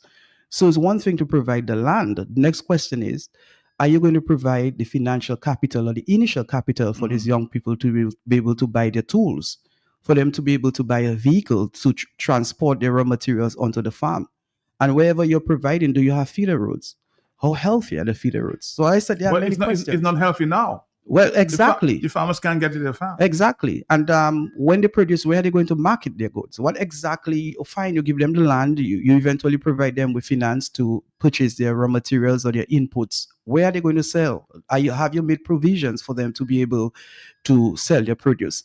This is the same government in 2012, Matt, and I'm trying to draw your mind to 2012 to 13 thereabout, that told the public that it was going to invest in shipping. It was going to get a vessel to transport raw materials from Dominica to neighboring islands. And to date, that has not been done. Let me just identify some areas. I just got an update there. Is in the land they're looking for, or they're trying to identify is Newfoundland, Londonderry, Woodford Hill, One Prosper, Newtown, Charlotte Valley, and Pont Cassé, Wharton Waven, Blenheim, and Warner, Castle Bruce. Yeah. So some of the areas. Charlotte Valley in Newtown. Oh boy. Why are you laughing? Why I'm laughing because I'm not aware that Newtown has young men who really wants to do agriculture. I know that a number of young men from that area have gone to Charlotte Valley. Some of them have squatted the land, but they're not involved in any commercial agriculture. That is why I ask whether this government is going to provide the initial capital. Because if you provide the land, the young people are going to need more than the land. They're going to need the resources. And if they get the resources, after that, they need to sell. Where are they going to sell it? Has the government negotiated with anybody to buy their produce? What we do see in Dominica is that a number of supermarkets are importing basic things that could be provided for in Dominica. So if that happens, that'd be a good thing, whereby the young people will produce vegetables, so we do not have to import carrots and cabbage amongst other vegetables. On the telephone, are you there? Yes? Hey, blessings to you, Mr. Pelte. Blessings to you. Josh, blessings to you, bro. Yes. Yo, man, I respect a lot, but sometimes I listen to you there, Josh. Josh, you Dominica political environment now. You can't wait for campaign or to hear in election announced. You're dealing with criminals who are strategizing, manipulating in the machinations night and day, Josh. The way things are happening, that's why I want all to consolidate. UWP, I would say go to hell with fellas that want to continue to fight, but I'll keep that back. Josh, presently, there are no police. Are you there? Blessings? I don't know, so for some reason, every time blessings comes on, but blessings seem to want to have a revolution. It'd be nice if the people of Dominica would stand collectively and cause this government to resign. But I'm not convinced that the people are prepared to do that. The people are who they are, and I'm working with what we have.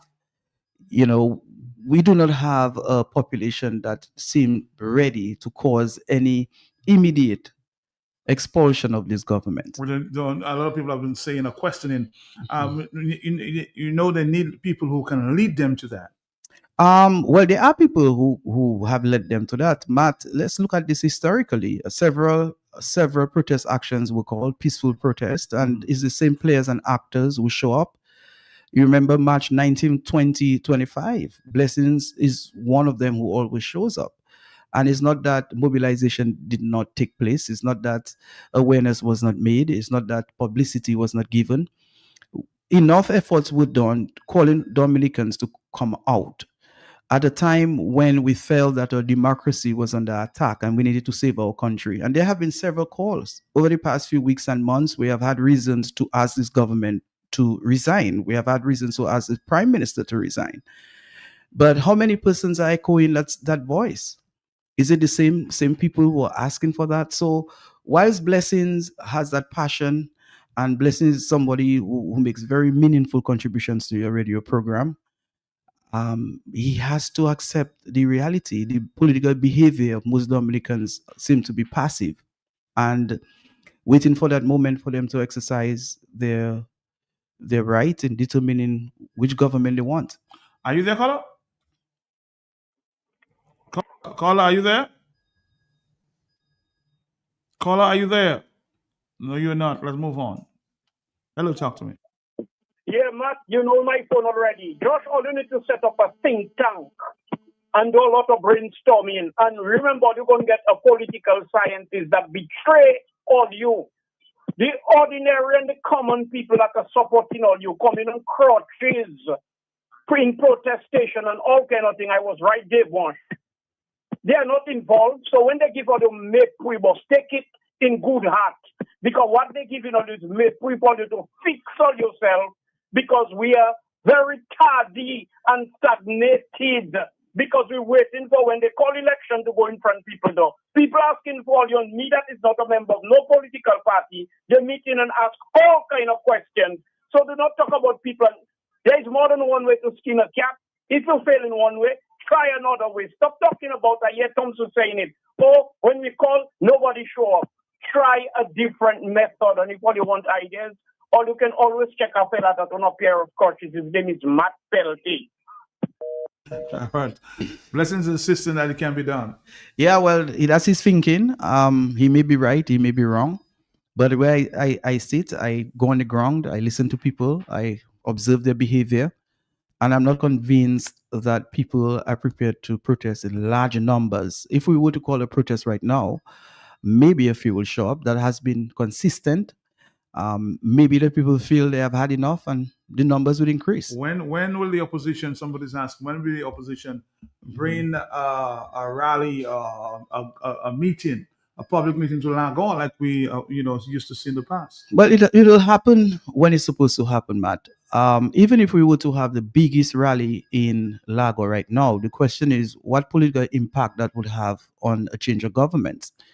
As I know it, this is a democracy, and the population will get an opportunity to determine its next government through the polling stations.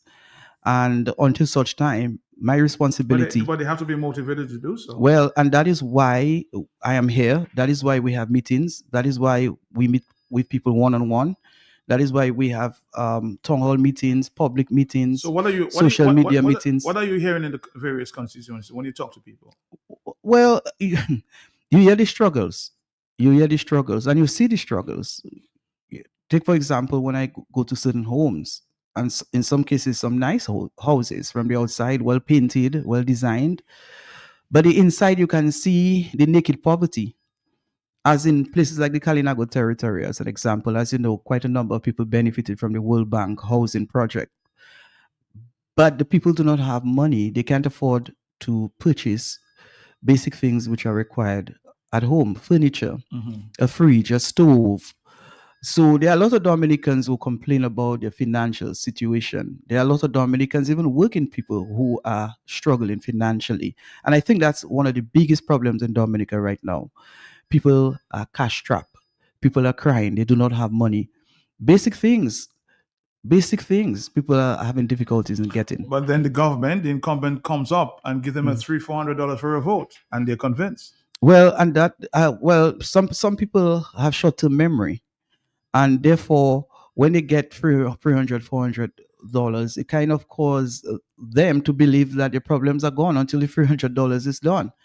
But I think generally, Matt, Dominicans have seen the playbook, they have seen the same movie, and they will take that $300 and do the right thing, which is to vote out the Dominican Labour Party. So I'm continue to be hopeful. I think that all of us who wants to see a change of government must be patient. We have work to do. We have a lot of work to do. To form the next government, we need to win at least 11 constituencies. So, of course, the politicians in the opposition parties have identified constituencies which they consider to be winnable. I believe any constituency can be won. It all depends on the personality that's going up, and the willingness to do the work. It is left to us to persuade the majority of Dominicans that we need a change of government. Any other way could be chaotic and bring a very bad result. On the telephone, hello, are you there, caller? Sorry, let's try another call. Are you there, caller? Yes? Caller, are you there? Back to the telephone. Are you there, caller? We keep missing the calls there. Are you there, caller? Uh-oh. Another call. Are you there? Yes, madam, there. Okay. But Josh is so real. Listen to George articulated in terms of the issue, the with the availability of land. Land by itself cannot address the situation of the young people. Okay, if you look at existing areas where their farmers are farming and farmers abandon those areas due to the state of the road, the access. I farm in Girodel, and to go inside of there every morning, you have to be changing suspension, shocks, bushings, ends, whatever, just inside of Girodel there, inside of Girodel. No farming on a whole. Inputs is very expensive. Who's going to give them the input? Okay? In terms of vehicle to get their produce where they go on their farm to get their produce out. They need transportation. No farmer, no transport owner is going to put their vehicle under those kind of a road condition. If they do, it's going to be at a severe cost to them. So there are a number of things that has to be put in place for young people to go. Irrigation. Most of them is we're talking about climate change and we're talking about drought conditions and whatever. All those things has to be addressed. Just the land by itself not going to motivate any young people to go on the land, Some of them, their parents have land, their family have land, and they refuse to go there because of the condition of the road, accessibility, availability of input, and most importantly, the access to the market. Just touch on the issue about the boat. But remember, it goes a little further. We can recall that it was said that the boat is being retrofitted, refrigerated, to move the produce, I think the former Prime Minister, Mr. Serapin, was connected to that same boat story there. So up till a day like today, we hear nothing. The Kalinago people also was promised to make this available to them, to move their produce to the market, And all we know is just these empty promises. But the young people on the whole, they're getting wiser, their eyes will open up, because most of them 25 years under that, and they see no hope for them. So they come in the last thing and tell them about land at $1 per year. That is not an incentive or attractive to any young person. So they better wheel and come again. Confirmation. Dominica 449309596. Let's do something from Nasio. We'll come back to take a phone call. Stick around.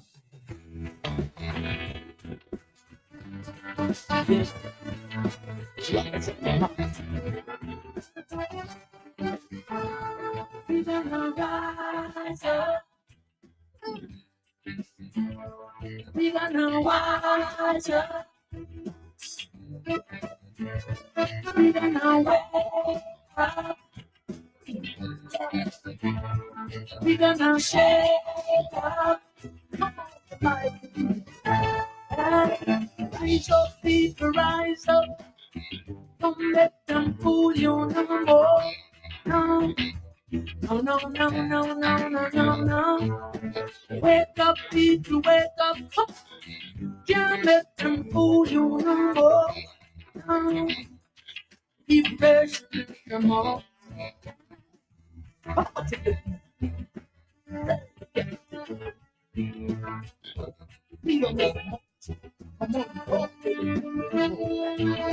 The people rise and say, people resting in the day, and the people rise and say, we're gonna rise up. We're gonna rise up. It's real one. We have another call on the line. Hello, talk to me. Yes? Yes, my 13. Yes? What I'm saying is that I want to tell the Prime Minister straight. He's going to give 1 acre of land for $1. I agree with that because there are young people that need that opportunity. But what about us have been doing that for 20 years in our road? It's so much of a bad condition. We have no market. First fix our road. 20 of us have land, my brother. We can do agriculture. We don't need this land right now, Fix our road where we have access so we can start to do and get the market you say you're going to get for us. Because you promised us a market on a boat up to now. How many years? 14 years now? But you can help me on that one. I remember when the trade minister said they give you 2 boats. Have the man, Don't talk about farmers. Disappointment all the time. Our road is in a bad condition. We have no market for the past 20 years. As the Prime Minister, what did we export from the farmer for the past 20 years in power? Not a coconut, not a breadfruit, not a grapefruit. But they want to own the farmers. New land to do what? We have learned already. Fix our road, my brother, and get going work and get market for us. And then we can say, oh, well, get more than 4 months so we can open up more land and we can bring more produce down. But we have land that open all over Dominica, my brother, and fix our road and get the market. That's what you have to do. Now, we don't need more land. You can give more young people that want opportunity to have land access. I agree to that. But we have farmers that are working for the past 20 years. We don't see that $10,000 coming at the end of the month for what we used to make, Mr. Prime Minister. Fix our road, and your job is to get market for us. Or you know that let Dexter get the market, give them the opportunity so we can bring our road there, and next thing we can pay us next week or this week, and we can go back on our field. Why cannot be so in Dominica? You know, I don't understand that, my brother. All time for farmers is always a turnaround. They bring fertilizer from Morocco, it dry up our boy. Matt, I don't understand. The government there, I would just put them in our field and throw them away. All right. That's the reality on the ground. Yeah, well, Matt, that's the reality. About the boat, it was sometime in 2013, October 2013. The government of Dominica announced that They're going to get 2 boats. Yeah, one going north, one going south. Yep, and furthermore, the Prime Minister, as it were, at a press conference, he said that the availability of a cargo vessel will enable hucksters and companies involved in the trade of agricultural goods to take advantage of markets in the south of the Caribbean. So he gave the impression that the government of Dominica had secured markets for the farmers, and the government of Dominica would invest in those boats. To this date, that has not been done. Not only that has not been done, but you heard a caller. Several feeder routes have been abandoned. And though the government boasts there has been an increase in investment in agriculture. If you listen to the budget address, if you look at the budget presentation of 2025, the figures show that the government has increased expenditure in agriculture. But on the ground, we are not seeing that. There has been a marked regression in agricultural produce in Dominica. And that, again, is one of the failures of this government. Under this government, we have been importing more. We have seen an increase in the balance of trade in Dominica, where the value of imports continue to increase and the value of our exports continue to dwindle. It was in 1999, I think, Dominica recorded its highest exports. Under this government, we have been selling passports, we have been selling our brains, we have been importing foreigners to get our work done. Again, Matt, I do not want to digress, but look at a simple situation, the international airport. You're talking about government that lacks competence. This government has allowed Chinese expertise to construct the airport. The majority of the leaders involved in the construction of the airport are Chinese. And we know that the Chinese labor force do not spend money here. They do not rent. They do not buy produce. They do not spend their money here. That money outflows. It leaves Dominica shores. That is an indictment of this government. This government has not found a way to cause development, to cause production that everybody benefits.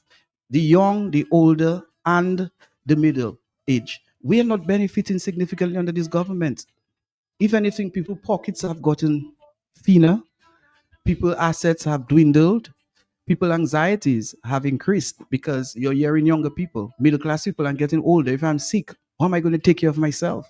If I have to be flown out, how am I going to do this? I don't have life insurance. I do not have investments.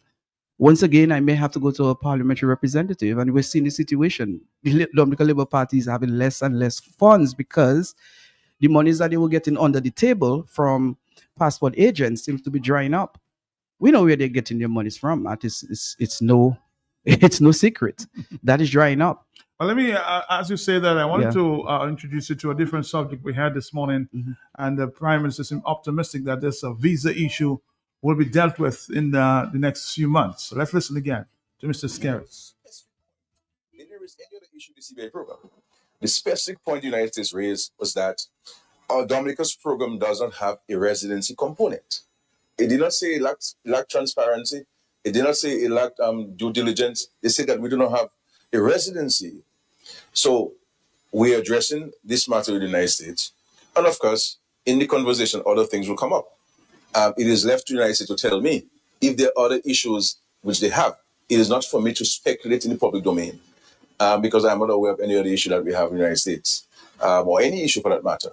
So in the conversation that we'll be having, if there are points that they're raising for us, we are open to engage in the United States and working with them towards addressing whatever issues they may have with us, so that the issue of the visa suspension can be set aside, and then we will have no real impediment towards applying for visas of any kind to go to the United States.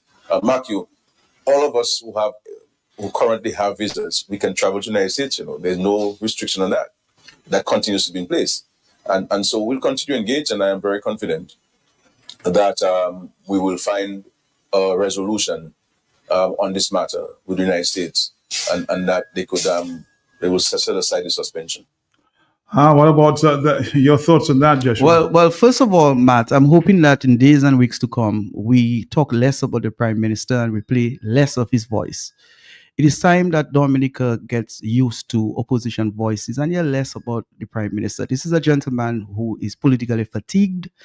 When he started his politics, he had limited ideas. He was planked by several advisors, most of them foreigners. And we see the result of where they have led him. The Prime Minister, as we know, relies heavily on advisors because he entered the political arena at a very young age. You cannot fault him for not being intellectually resourceful at the time.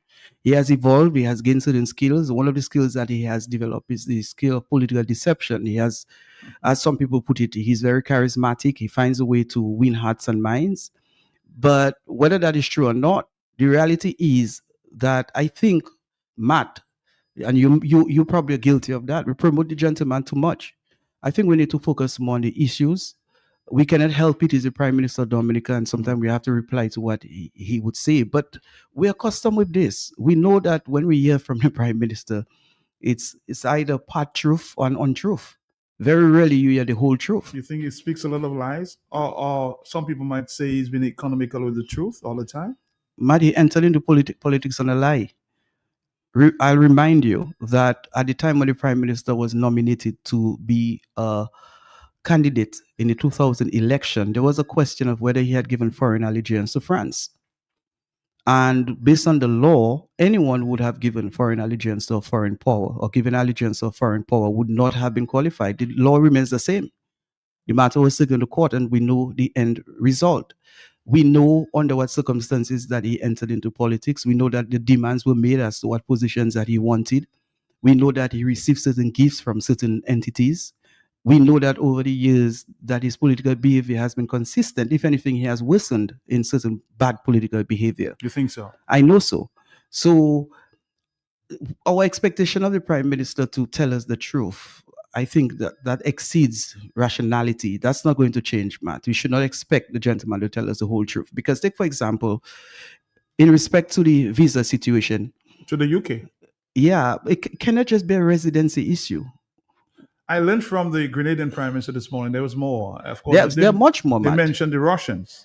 There are much much more. But not only that, Matt, there have been several allegations against this government for giving diplomatic positions to persons in exchange for benefits. And those benefits, you're talking about political benefits, not benefits for the country, but benefits for certain leaders and their political parties. So we know very well that Dominica has found itself in arrangements with questionable fugitives. Remember Montfarret, Mad UK, just to name a few. Remember, Matt? Mm-hmm. So don't you think that the U.S. State Department have records of those things? I'm sure. So it's not just a residency issue. There are several other issues. The residency issue has been there for several years. Why now? There are diplomatic issues. What is Dominica's position on the One China policy? How has Dominica postured itself in respect to the One China policy? What was Dominica's position in respect to the U.S. position on Venezuela? What is Dominica's position in respect to Cuba? There are several things that one have to take into consideration. So to try to make it that residency is the only issue, again, that's a lie. And I know that the Prime Minister knows better, but as usual, misleading the public once it is in his interest and it can continue to put wool over the eyes of the people, it will be done. There isn't any genuine interest in enlightening Dominicans and to encourage Dominicans to understand what really is happening in Dominica, in the region, and in the world. And again, Matt, you can see this is a government that has failed to resuscitate the public library, is not interested in the population reading, is not interested in people seeing the light, it is not interested in people debating based on merit. It is not. But I just heard him say in the last interview we did that he's prepared to now debate, Really? the other political leaders. I heard it myself. Well, that would be very good. It shows that You take up that challenge? Joshua? anytime. If he's available tomorrow, I'm available. Anytime, any hour, any place. Because that is what we really need to advance the country. It's not just about building bridges. We have to build the spiritual health of the population, the intellectual health, the social health. So if the prime minister is prepared to debate, that would be great because that can only augur well for Dominica.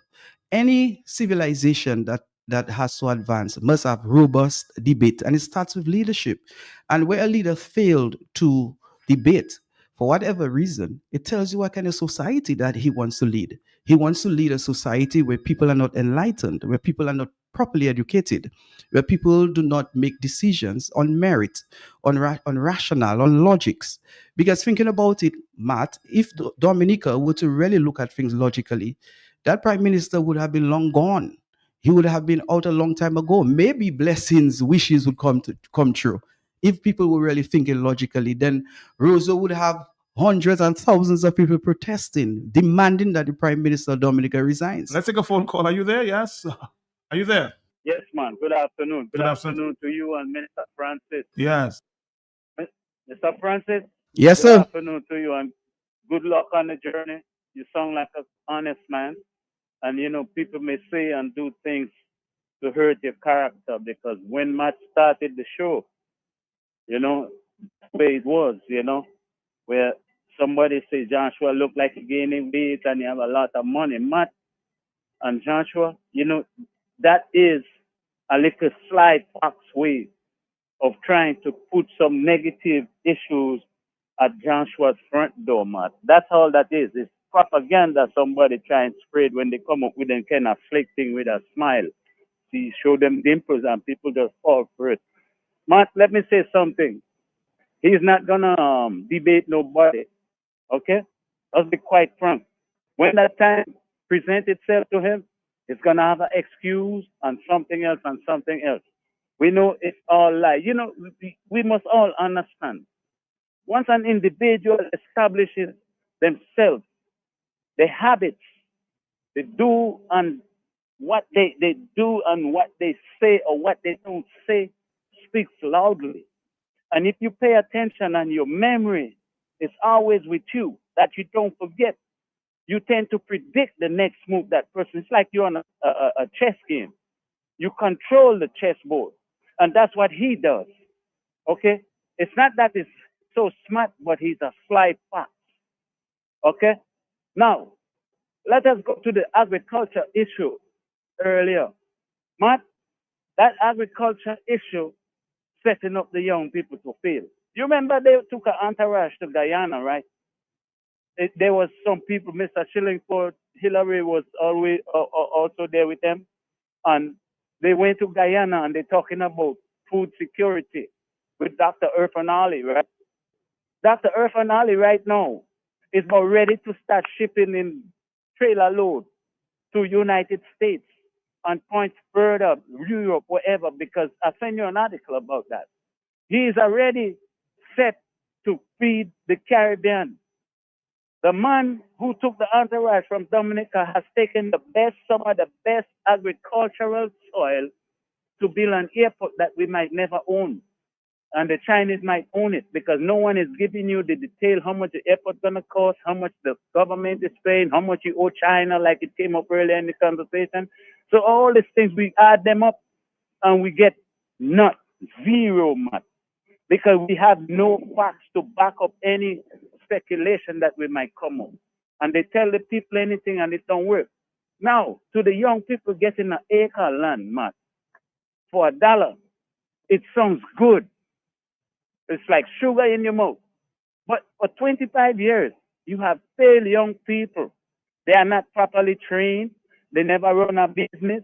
They never himself fix a bicycle. You're talking about going plant food and how to care for it and building this and cutting that and whatnot. Man, it is a ploy to fool the people again to get another term. And like Joshua said earlier in the conversation, this time won't be a next time. Because all what has taken place that this man has done for the last 25 years, and the people sat by and do nothing. That's why you can't get them to stand up in numbers against Davos, because they have been duped so many times. Some of them are tired, some of them are restless, some of them ain't too bright, and they fall for it. And no big resistance. Every time a resistance try to rise, he calling the RSS as people. He persecute people, Joshua included, put rumors out on them, persecute Mr. Linton, all kind of things. You know, so this guy is not a person that has a heart. Some may say so, but I don't believe it. Remember last time you were there, Joshua? You said from the first time the man stepped in the arena, he was making demands for himself. Because not ask your question. He was making demands. What's in it for me? What politics is a thing for people. It's not for you. You can serve it to country and people. I'll tell you what, because of the time, we have to cut you down short here. Question to you, Joshua. We have to wrap it up in a little while. Someone is asking the question, Matt. If your party, meaning the UPP, gets into power, will you end the relationship with China to satisfy the U.S.? We're tired of hearing scared. Talk to us about your party's vision in terms of China. There's geopolitics taking place. And I just asked the question a few weeks ago, maybe last week, to the Prime Minister, because it appears that a lot of geopolitics is going on.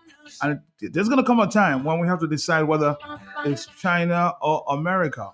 Well, first of all, Matt, it's too early or it's premature to conclude whether our party, should it form the next government, decide to stop the one China policy and to align more with the United States of America. The world is a dynamic place. And between now and next week or next month, even tomorrow, the global stage can change. What I know is that my government would make a decision which is in the best interest of the nation. Of the people. Of the people. And not just the people on the island, but Dominicans who bear a Dominican passport, the people in the diaspora. And that decision would take several things into consideration. What is there for Dominica? What do we have to give in exchange? And not just immediate benefit, but long-term benefit.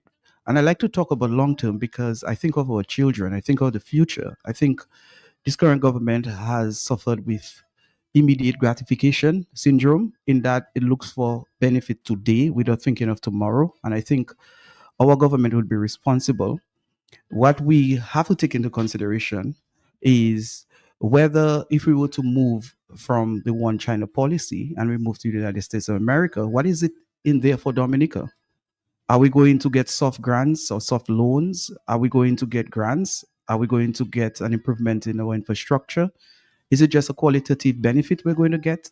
So several things have to be taken into consideration, and I'm sure a decision like that will be based on distillation of several variables. The Prime Minister said in that news conference that the MOU was exposed on the table in Parliament. I'm still trying to recollect when it was, and was it really there? Well, I have heard that before, but I have not seen any such answer. If somebody can refer me to the year, I could go out there and find out for myself.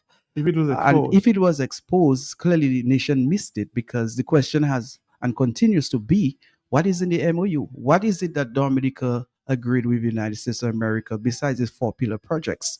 I don't know whether the Prime Minister is referring to the projects that Dominica benefited, the improvement of the hospital facility, the schools, the road. I don't know whether that's what he's referring to, but I'm sure if that's what he's referring to, the scope of the agreement will go beyond those terms. And it's left to desire exactly what is in there. But again, absent that information, we are seeing the works of the Chinese in Dominica. Clearly, the government wasn't that competent when it negotiated with China over those projects, because I believe that in as much as China may be giving soft loans and giving grants and helping to develop our infrastructure under its road and belt initiatives, the government could have gotten this government to understand, this Chinese government to understand that this is a small island developing country. Unemployment is high, salaries are low, and we need financial injection. And allowing so many Chinese to come here to do those projects is a disbenefit to Dominica. In that, not only these people do not buy our foods, they do not rent here, but the money goes back to China. There is a major outflow of capital from Dominica through the Chinese conduit, resulting from Chinese leading those projects in Dominica or doing those projects in Dominica. So had I been the prime minister, definitely that's one of you're part of the that negotiation. yeah, that's one of the components that I would see be different. And even if the government of China or its agents were to argue vehemently that labor force must be satisfied by China, there would have been a discussion about a quota, whether it's 20%, whether it's 15% Chinese labor force, and the remainder Dominica, whether the Chinese should be allowed to build their own cottages or they were supposed to rent. Because, Matt, though we have the largest infrastructural development in Dominica in our history, we're not feeling it. And you know why we're not feeling it? Because the funds which are generated through the construction of the international airport, a lot of it are being dealt with outside Dominica. The funding comes from outside. So it's not really in our banking system where the monies are available and the banks can provide loans from those monies. So the monies come from abroad. That's one. And two, the monies, a lot of monies which are generated are sent back out through the Chinese. So because of that, the multiplier effect or the rippling effect of those economic benefits are not felt on the ground. If you go to Wesley, Marigot, Kalinago territory, you are not seeing the economic viability that's supposed to have been generated from the construction of the international airport. You are not feeling the economic vibes. You're not seeing it. You're not feeling it. And that is why I'm very skeptical about the serious economic impact, positive economic impact that the Prime Minister keeps talking about in respect to the construction and completion of the international airport. Because having an international airport is one thing. The other question is whether this government has put enough in place to sustain the international airport to a point where it's really going to benefit Dominica. So there are several questions apart from those that have already been raised. How much money that has been generated from the sale of our passports? How many passports that had to be given up first to get the funding for the international airport? Is it really true that the Chinese have been financing the airport partly, apart from the CBI? You know, so there are many questions, Matt, many questions. And over the next few weeks and months, we will discuss those things. And hopefully, Dominicans will open their eyes and see why we need to change this government. And I just receiving a story that the U.S. federal court authorizes banking discovery against Caribbean Galaxy. So a lot more is happening. So Caribbean, all those persons out there, just a decision that the federal court authorizes banking discovery. So a lot of people may be traveling in the boots. Well, we have to be, our correspondent banks, U.S. banks. National Bank of Dominica correspondent bank is the Bank of America, and same for Republic Bank. And I think also Wells Fargo, both banks being US-based banks. So if today or tomorrow the US decides to pull plug on Dominica, it can lead to serious economic ramifications because, of course, for money to come from Dubai or from international space, it has to go for a correspondent bank. So we must pay attention to what's happening. Clearly, the US is acting, maybe they're acting based on information which they have gathered over the years. Maybe they have had reasons. Maybe they could have acted before, but whatever it is, they're acting now. And we have to be vigilant because all of us are at risk of paying the price. So we have our leaders made some decisions, bad decisions, and today we're paying the price. The visa issue, the biggest price that we are paying is that most of us are financially poor in Dominica. We do not have the income. We have a very huge working poor population, a huge youth unemployment situation. We have a high brain drain situation in Dominica. People continue to look for opportunities. I met a man in his 60s. He told me he's leaving Dominica in 2 weeks' time. A man in his 60s, a man who's supposed to be retired and relaxing himself. He has not financial peace in Dominica, and therefore he's going to Antigua to see whether he can make a dollar to enjoy the rest of his life. And that's the Dominica that we have today. And unless we change this government, it's going to worsen. Our final question is: what is next for the UPP and the move for unity with the other opposition leaders, Well, opposition parties? even before we get to the conversation about unity, our objective is to dislodge as many liberites from their resting place politically, to get those liberites to understand that we need a change of government for themselves and for their children. It's not anything personal. It's not about like or dislikes. Rather, it's about comfort. It's about living standards. It's about standard of living. It's about Dominica. And we're hoping that as time goes by, we engage the public, more and more Dominicans, more and more laborites will understand that and stop supporting the Dominican Labour Party. Our job is not to go out there to persuade those who have already seen the light. Just as Jesus Christ came and he said he wasn't on earth to seek the righteous, he was there to seek the unrighteous. So likewise, UPP is out there seeking those laborites. And as many liberates that we can get across is for the benefit of the movement. And when the time comes, the unity talk will be back on the table. It has already started.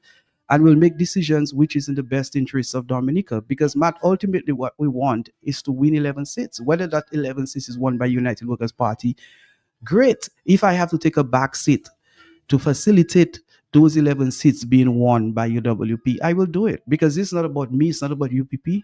Our engagement and involvement really is to add value to the opposition movement, is to be in a situation where we can win people so that more seats can be won. We need 11 seats in the opposition. Mr. Francis, on that note, we'll see you again sometime soon. Thank you very much, sir. It's always a pleasure. Usa di au revoir à patois. Au revoir. Ça c'est français. So comment on dit au revoir à patois? Ou pas ça?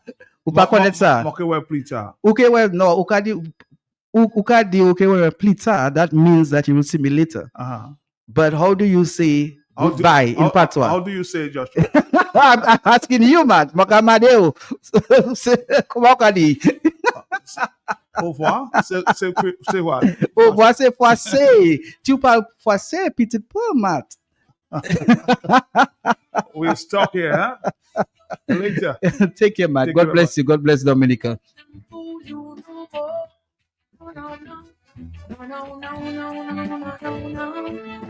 Rise up, people, rise up. Let them fool you no more. Rise up, people, rise up. Don't let them fool you no more. People are rising, fighting for freedom.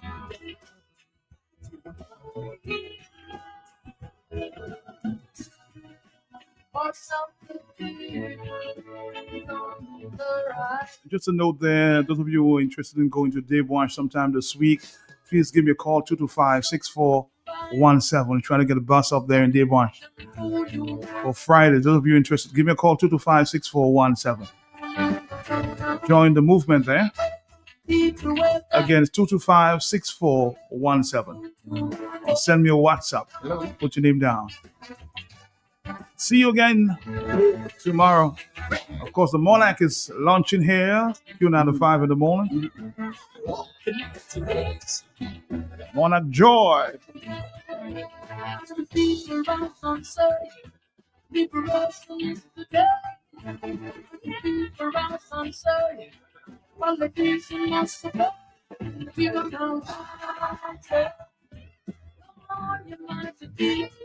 We are now white. Liberation as a monster. We are now white. Come on. We are now shade. But you can get the folks what's wrong. Yeah. And you people revive. And you people revive. Revolution time. And you people revive.